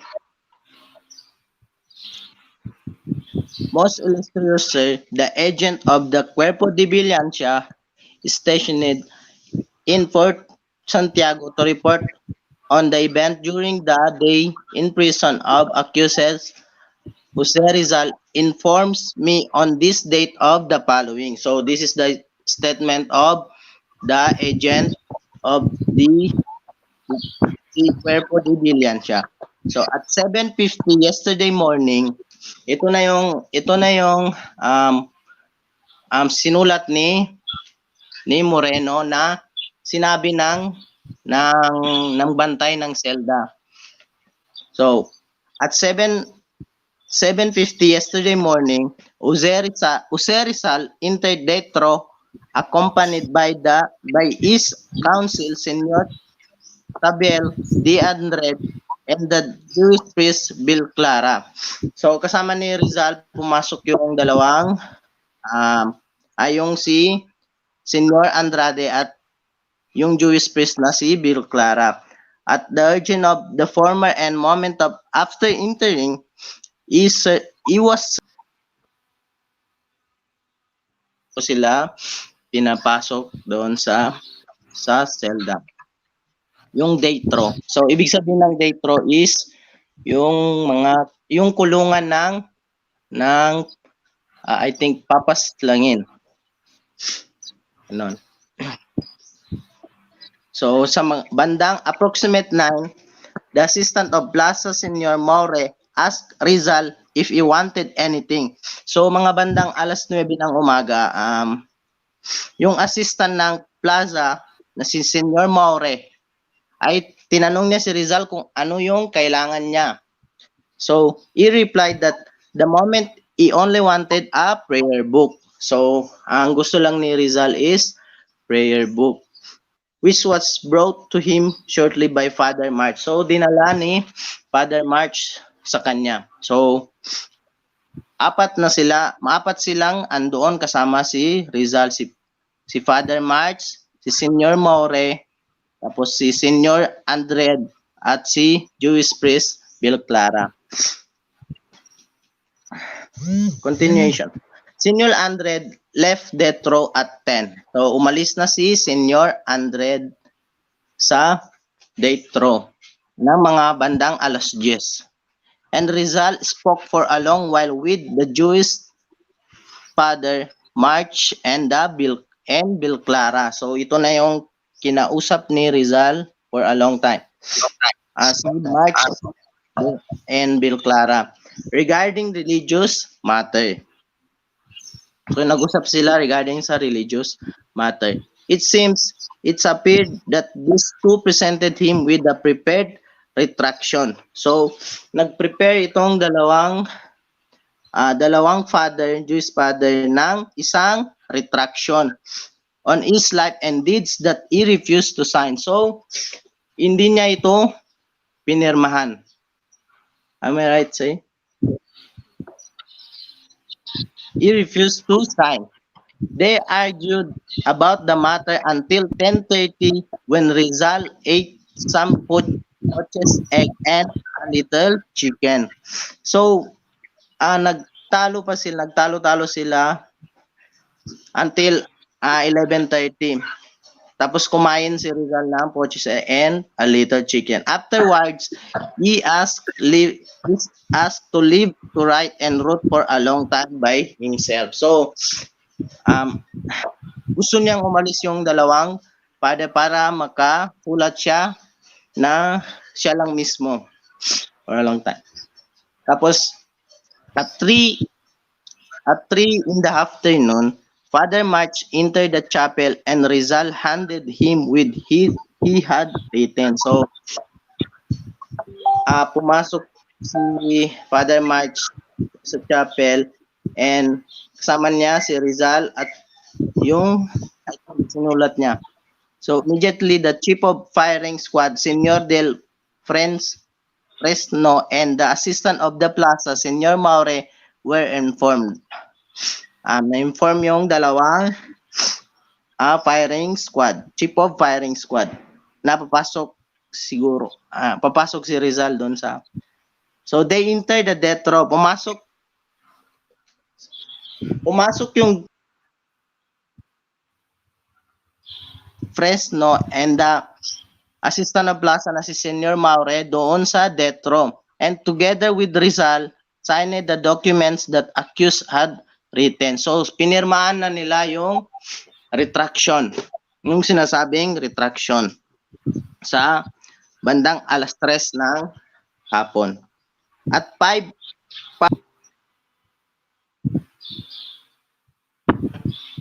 ng umaga, the lover of Rizal arrived at the prison. So dumating na yung pakakasalan ni Rizal na si Josephine Brackett. Dressed in mourning, only the former entered the chapel, followed by a military chaplain. Ito yung mga kasama na pumasok doon sa chapel. Only the former, followed by the military chaplain, whose name I cannot ascertain. So, hindi yun na pangalanan. Donning is formal clothes. So, naka-formal clothes and aided by the soldier of artillery, the nuptial of Rizal and the woman who had been his lover were in nagpakasal sila doon sa chapel. So, nasaksihan mismo ng babae nung pinatay mismo si Rizal. After embarrassing him, she left flooded with tears. So, umalis na yung babae, yung si Josephine Brackett na luhan. Dahil nakita niya si Rizal. This account corroborates the existence of retraction documents, giving it credence. However, nowhere in the account was Father Balaker mentioned, which makes the prior a mere secondary source to writing of the documents. So, itong si Father Balaker, hindi siya na-mention doon dito sa testimony na to, testimony ng testimony ng eyewitness. So, basically, yung sources na lang to siya. Yun siya. Ito na yung naging primary sources based doon sa nakaraang report ng kasama ko. Tapos doon sa question naman ni Sir na yes.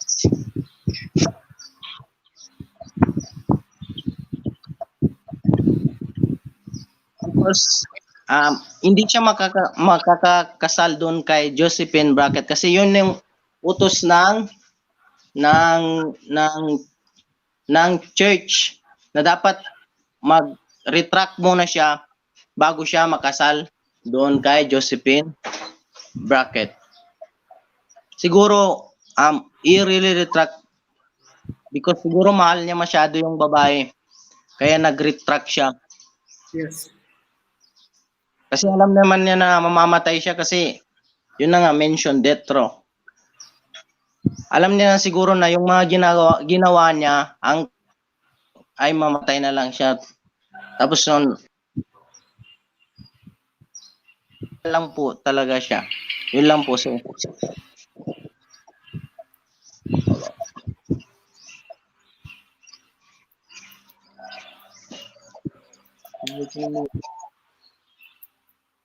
Okay, so okay na, Juan. I have question. Okay na siguro yun. You make it too long na sa Yes. nag-iisa I have questions here. You mentioned that, yes. But do you believe that Rizal really retracted? Naniniwala ka na nag-retract ka si Rizal, Abdul? Do you believe? Yes sir, naniniwala.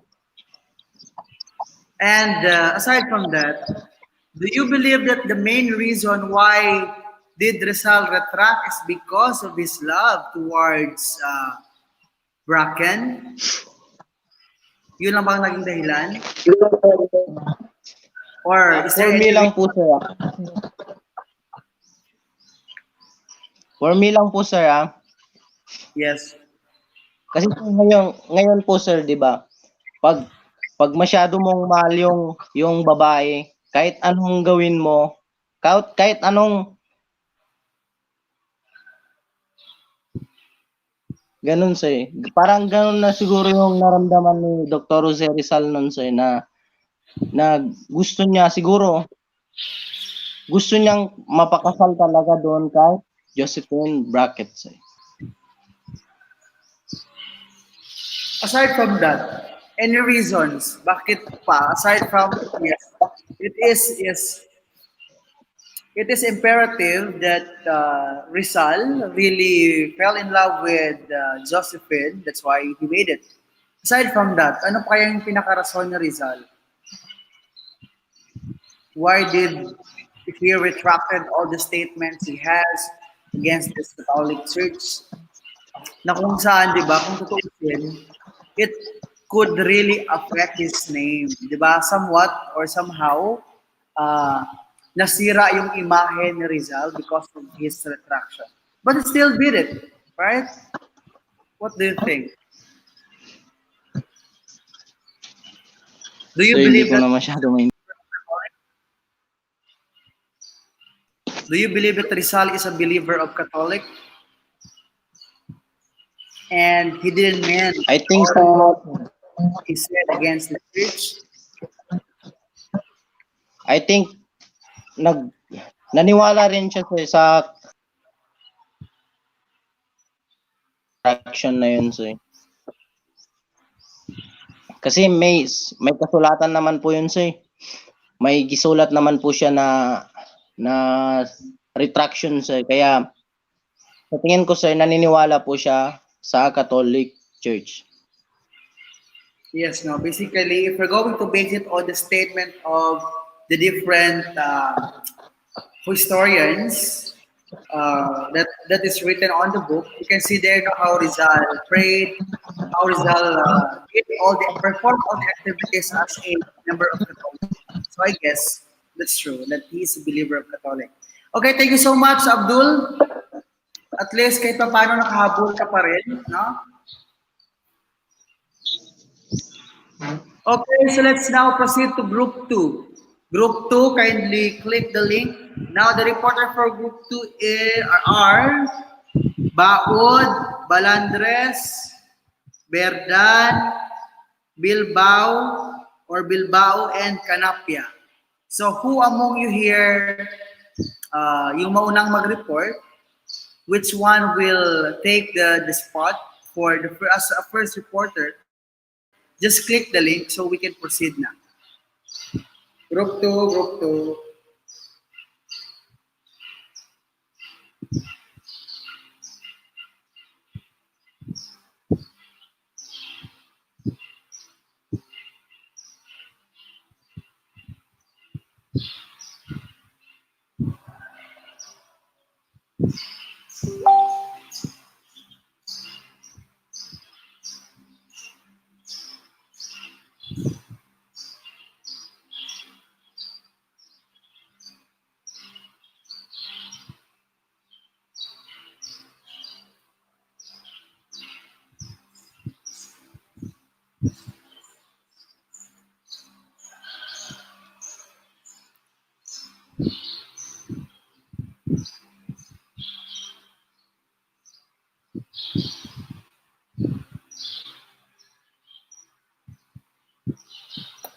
Reporters, Group 2 reporters. Pasok na.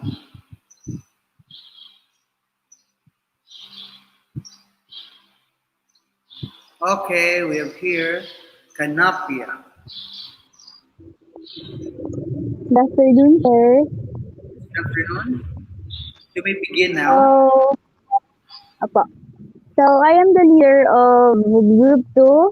Our report today is where did the cry of rebellion happen? So, I will be the one who will be reporting about the first page of our report and then the account of Tio Belanzala. The next is Baod. We will be reporting about the primary sources. And then Genevieve about the dates and places of the cry of rebellion. Okay. Our objective for today is different dates, place of the cry, and analyzing the account. So, where did the cry of rebellion happen? But for your information, sir, this my report is the summary of the book that you've given to us. So, it is it. This event or this momentous event swept the Spanish colonies in the late 19th century. It includes the Philippine journalists of the time referred of the phrase El Grito de Rebelión or Cry of Rebellion. Here in the Philippines, this happens in August 18, 19, August 1896, in the northeast of Manila, where they declared rebellion against the Spanish government. This event is considered as the marker of the history of colonies. Why? Because the independence that they showed against because of the independence that they showed against the colonizers. There is some controversy according to the place and date where the cry happened.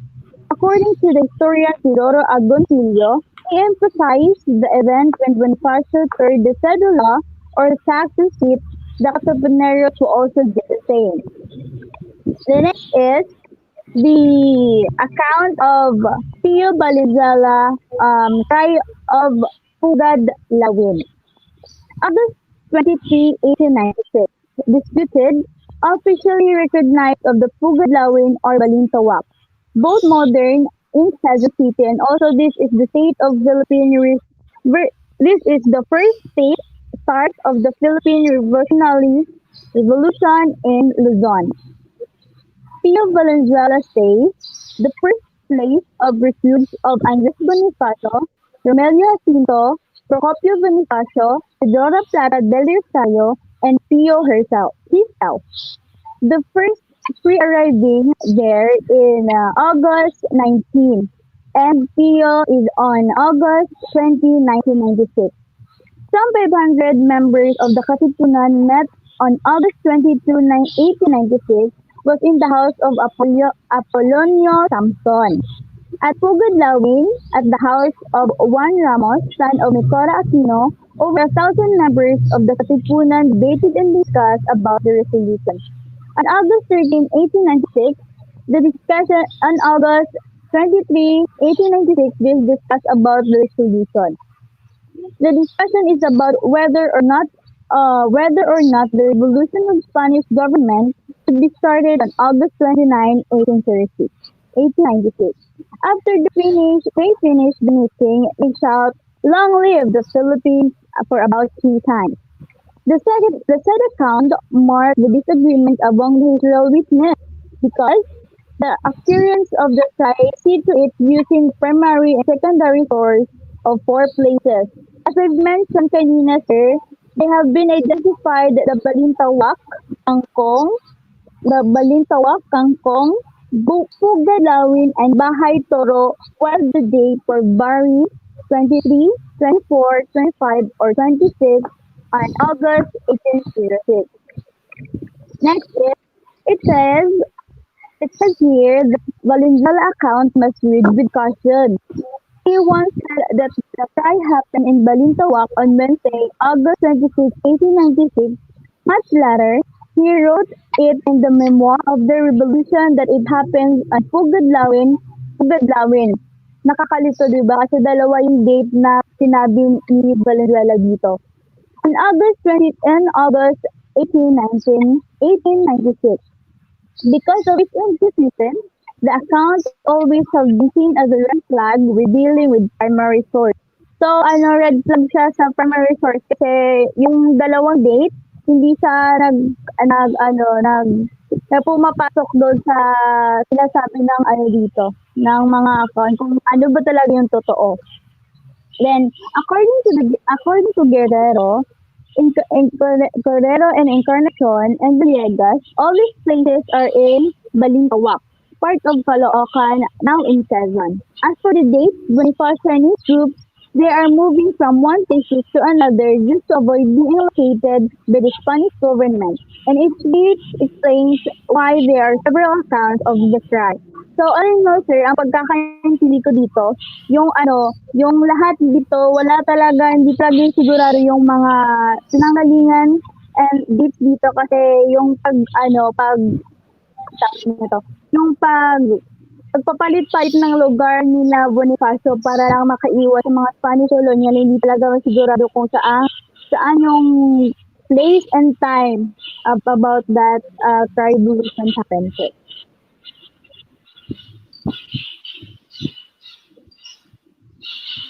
That's all.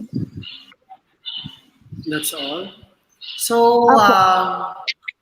for you, Canapia, what do you think is the primary reason why did this cry of rebellion happen? Ano yung For me, pinakadahilan? sir, Kaya of yung course, pinakadahilan. For me, sir, of course, What? lahat naman siguro tayo, iisa lang yung ano, iisa lang yung reason. It's yung to protect our freedom and yung ating ano, sir, yung ating kalayaan at yung ating pagiging isang Pilipino. Yun po yung kasi So yung do you nakikita think, kong yun po kasi yung nakikita kong ano sir, yung dahilan kung bakit naging bumuo ng isang revolutionaryong grupo si ano, Andres Bonifacio.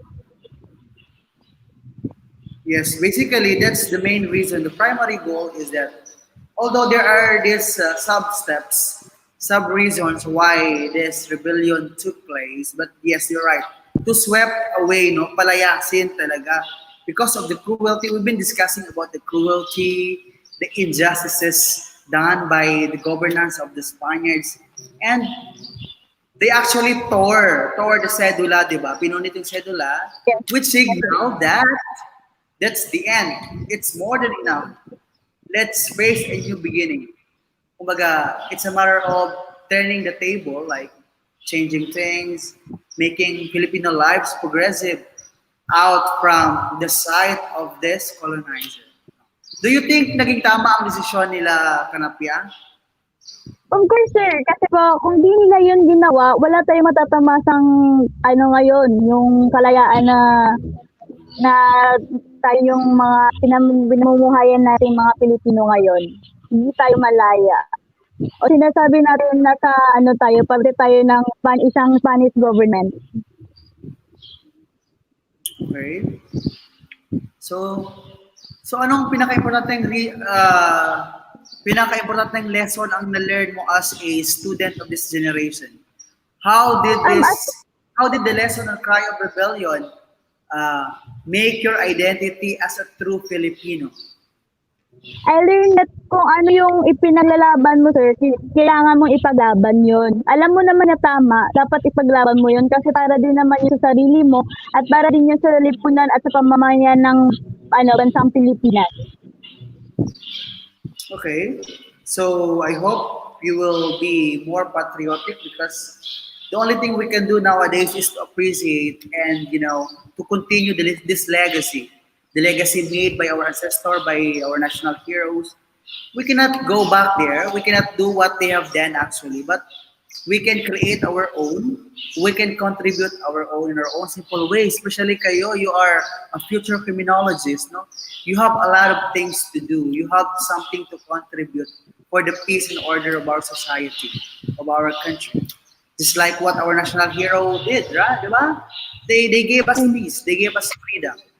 And dapat ganyan ang gagawin nyo in the near future. Okay, thank you, Kanapia. Okay, next. Okay, thank you. Who's the next supporter? Kindly tell them to click the link so they'll be added on the screen. Thank you so much, Kanapia.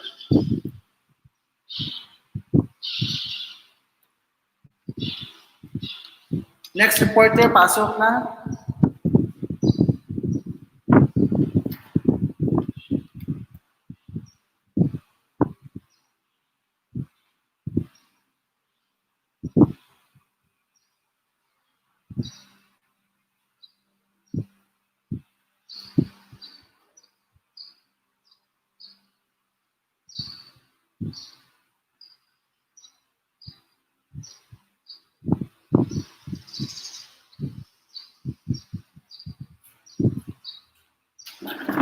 Next supporter, please.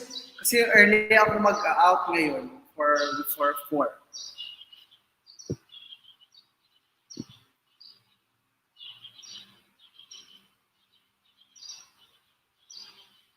Next reporter. So, Kanapia, Miss Kanapia, I will also assign you to check the attendance. So, okay?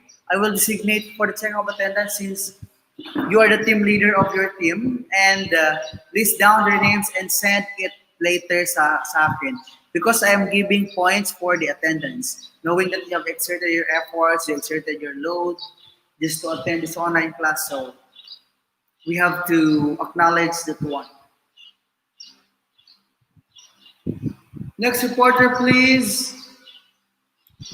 So, Next reporters na is Monday na tayo. So please, I want that at least 2 to 3 groups will be prepared so that when this reporter will not be ready or let's say the group 2 will not be ready, so we can turn or we can proceed to the next group. Okay? We have to maximize our time. No, it's very important. It's times to really go. Okay, next reporter, Balandras. Johnny B. Balandras. Right, Yes, sir. Balandres. Yes, you can start. Primary sources account of the cry. Guillermo Magsangkay. On August 26, a big meeting was held in Balintawak at the house of Apolonio Samson, then Kabisa of that barrio of Caloocan. So, sa Balintawak nag-held ng meeting noong August 26 sa bahay ni Apolonio Samson. Among those who attend is si Bonifacio, Emilio Jacinto Aguido de Rosario, Tomas Remigio, Bricio Pantas, Eudoro Plata, Vio Valenzuela, Enrique Panchito, and Francisco Carrion. And they are also katipunan and compose the board of directors of the organization. Delegates from Bulacan, Cabanatuan, Cavite, and Morong were all also present. At 9 o'clock in the morning of August 26, the meeting was opened with Andres Bonifacio presiding and Emilio Jacinto acting as secretary. So, sa umaga ng August 26 is inopen ni Andres Bonifacio ang meeting kung saan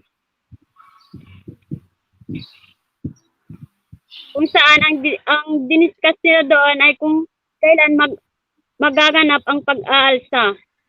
But Teodoro Plauto, Bricio Pantas, and Pio Valenzuela were also accused for starting the revolution too early. Silang tatlo ay tumutol sa pagsisimula ng magsikan na maaga. Andres Bonifacio, sensing that he would lose in the discussion, then left the session hall and talked to people who were waiting outside for the result of the meeting of the leader. So, si Andres Bonifacio ay nakaramdam siya na matatalo siya doon sa discussion. So, nakapag-isip siya na lumabas na lang siya doon sa session hall para kausapin yung mga tao na naghihintay sa kanya sa labas ng kung ano ang magiging resulta ng kanilang pag-meeting. He told the people that the leader will arguing against starting the revolution early. So, sinabi din ni Andres Bonifacio sa mga tao na ang mga leader ay tumutol sa mangyayari na maagang himagsikan. Elena fell to them in a fierce speech in which he said, "You remember the fate of the countrymen who were shot in Bagumbayan. Should we return now to the towns, the Spaniards will also shot us. Our organization has been discovered and we are all marked men. If we don't start the uprising, the Spaniard will get us anyway. What then do you say?" So, para sa akin, ang pagkakaintindi ko dito is parang gusto lang ni Bonifacio ng magkaroon ng kaagarang himagsikan kasi ayaw niya mangyari ulit yung nangyari na noon na ginawawa yung mga Pilipino sa pananakop ng mga Espanyol.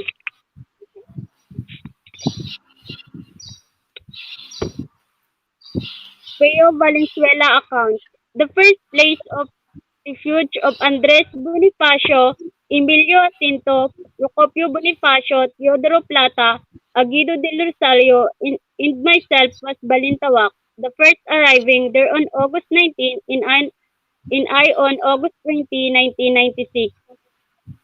So, sa first na kanlungan nila Andres Bonifacio kasama sila Emilio Jacinto yung mga katipunan is sabay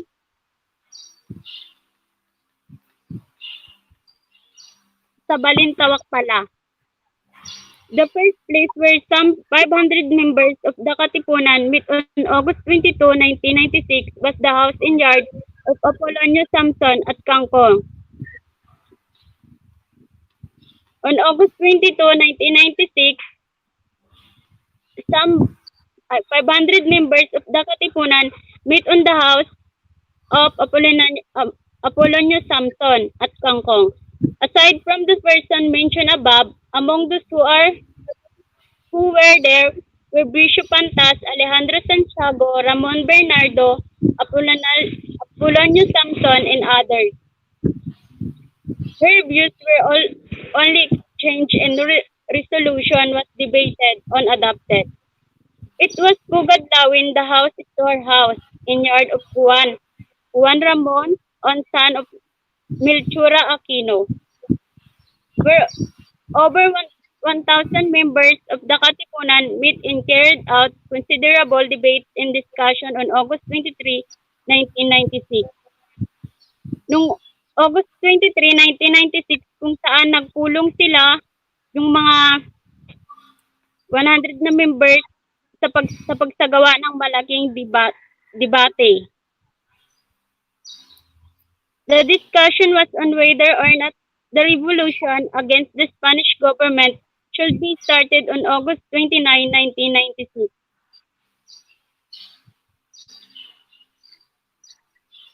Kung saan na ba ang revolution against Spanish government on August 29, 1996, yung diniscuss nila doon sa kanilang napagmitingan. From the eyewitness accounts presented, there is ended marked disagreement among historical witnesses as the place and time of the occurrence of the crime. So, paano natin masasabi kung ang accounts ni Pio Valenzuela at Guillermo Magsangkay ay nagsasabi ng totoo kung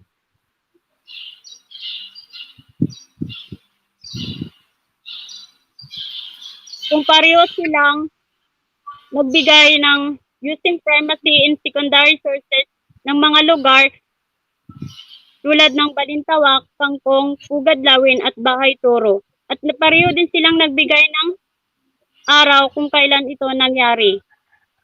23, 24, 25 at 26 August 1996. Valenzuela accounts should be read with caution. He once told an Spanish investigator that the crime happened in Balintawak on Wednesday, 26 August 1896. Much later, he wrote in his memoir of the revolution that it happened at Pugadlawin on August 23, 1996. Such inconsistencies in account should always be seen as a red flag when dealing with primary sources.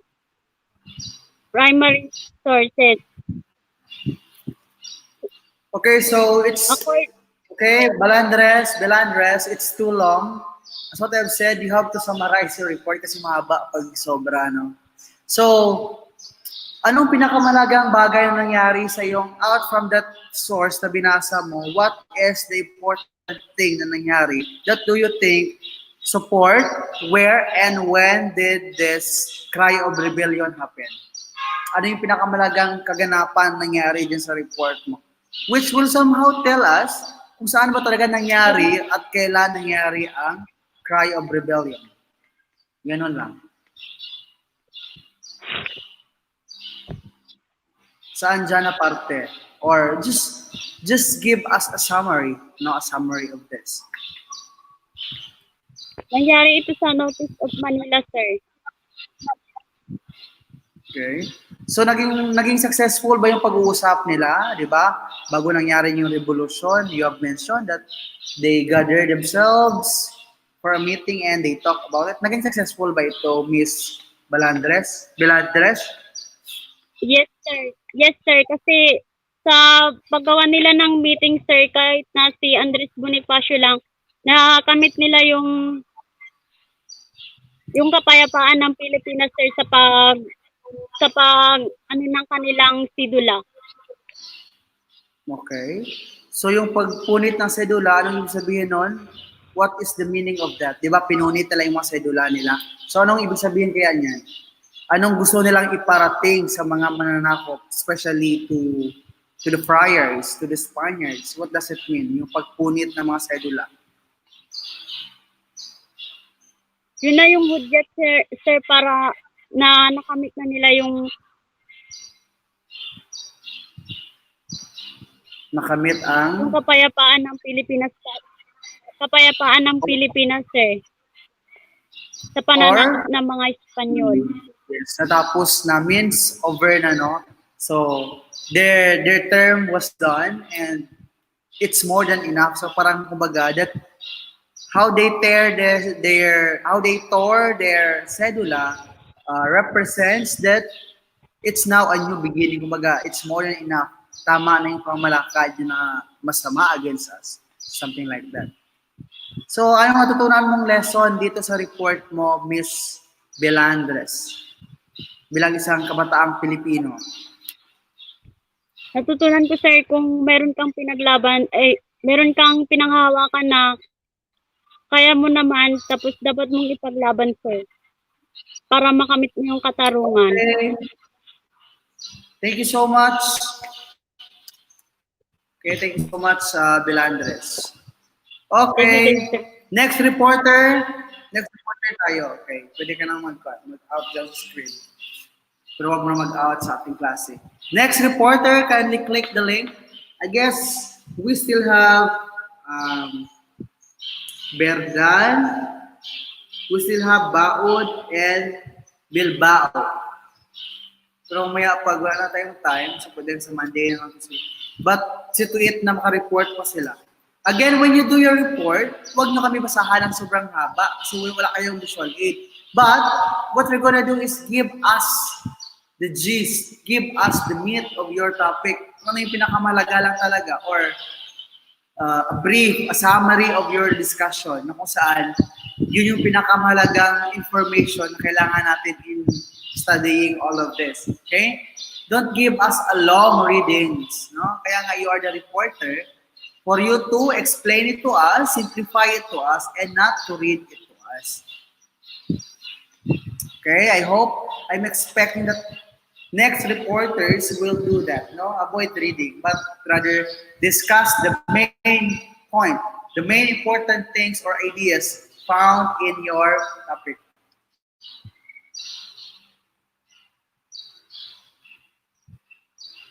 Bakit kaya? Baka mali yung na-click ni Baod.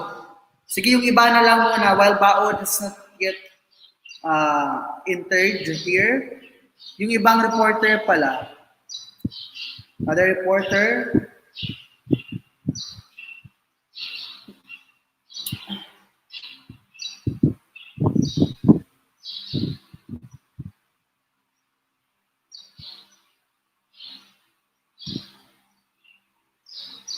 Bakit ayaw kaya kay Baon?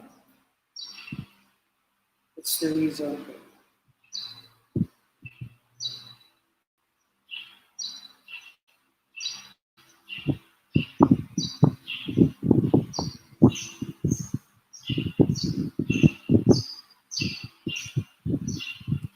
Why oh why kaya? And another reminder, when you do your report, always integrate it in the real life situation, no? The sense of valuing. If we're going to use the Bloom's taxonomy, dapat meron tayong affective domain. No, affective domain because we have to digest, we have to internalize this history and how does these things or how do these things affect us today as a Filipino? Parang ganun, no?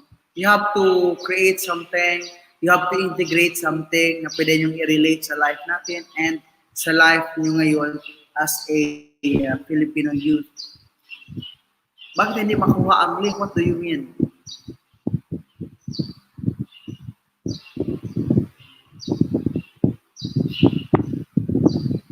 Okay, sino sabihin, si Juan na lang isang mag-report. Sino sabihin, magre-report na lang sila, no? Sino yun? Si Bibao and Verdin. Na.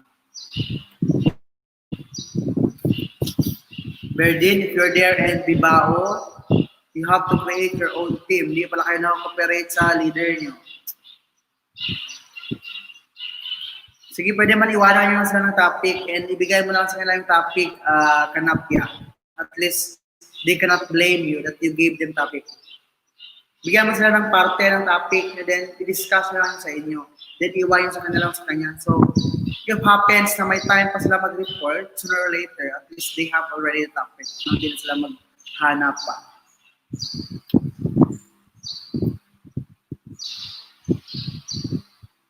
Anong nangyari kay Baon? Bakit? Hindi compatible ang inyong server.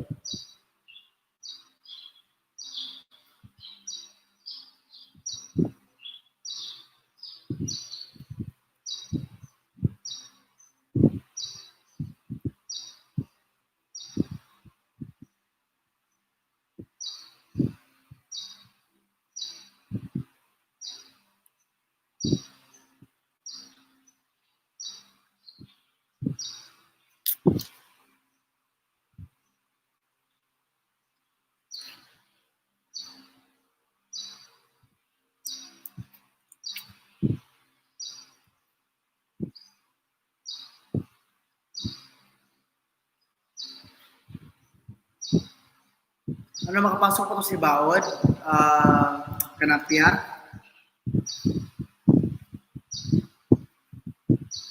Pag hindi makapasok si Baon today, so pwede naman sa Monday, hanap siya ng ibang device.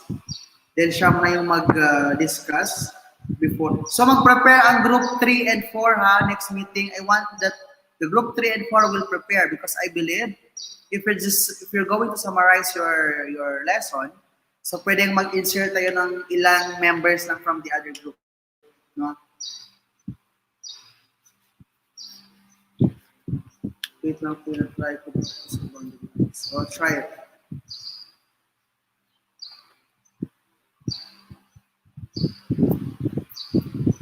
I-refresh mo daw Baon. Kanapya ha yung mga ibang member na bigyan mo ng topic nila. Then, i-message mo sa yung topic nila.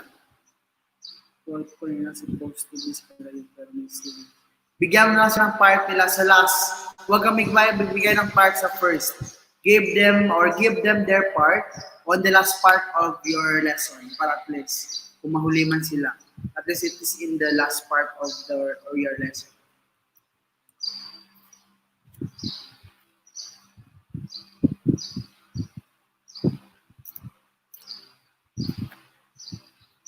Why, oh why? Bakit hindi pa rin?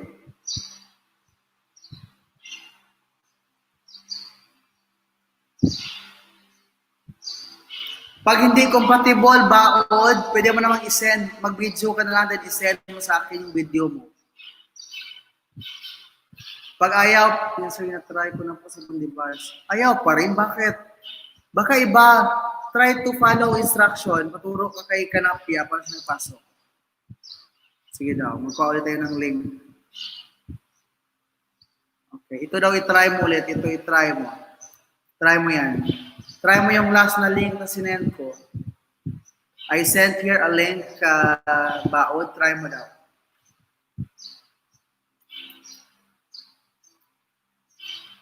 I need somebody.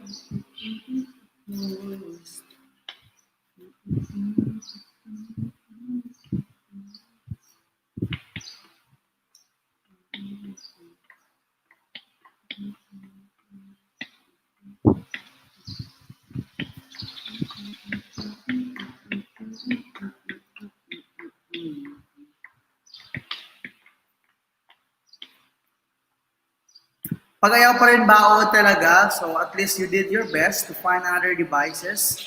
But if still, it will not, or it is not compatible with this app, so pwede kang mag-send lang ng video or mag-report ka sa Monday na lang. It's up to you. Which option would you like to choose? Pwede. Pwede ka mag-report, pero take note, mas malaki ang points kapag mag-report kayo here. Kasi ang question ma-address agad. Then pag i-record, syempre, medyo may bawas yan.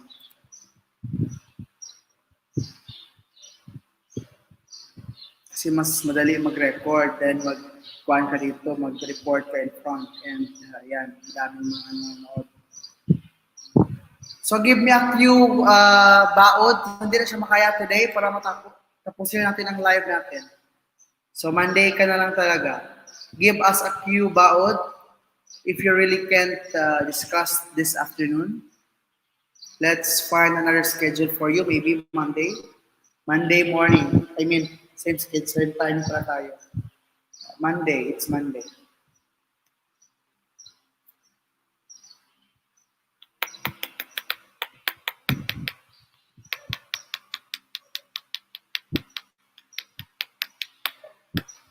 Kay Ella Mling, tapos hindi pa rin. Bakit kaya? Bakit sa ibang phone pwede man?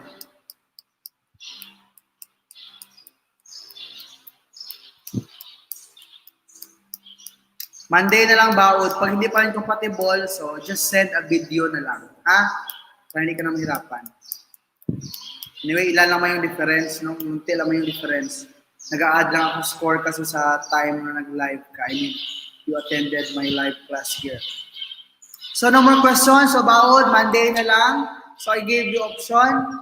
It's either i-video mo or mag-report ka on Monday. Same schedule. Before, we proceed to group 2. So I'm requesting group 2. Group 2 pa ba? I know, it's group 3 na pala. Requesting group 3 to please prepare. Prepare your discussion on Monday. 3 and 4 if possible. So okay na sa'yo, Erica Baod? Monday na lang? Or either mag-report ka Monday or mag-video? What do you think? Tell me if it's okay with you.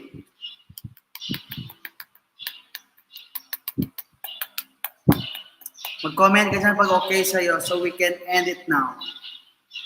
Just comment down.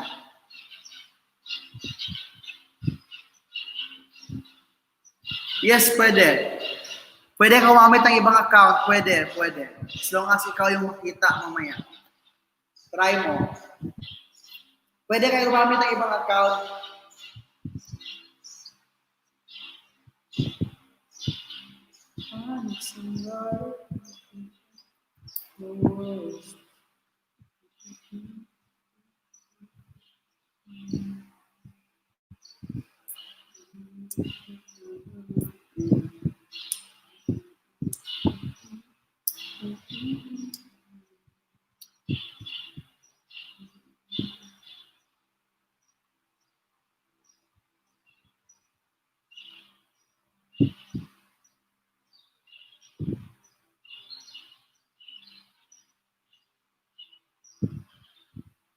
So makaya baod. Pag hindi, sa Monday na lang talaga tayo.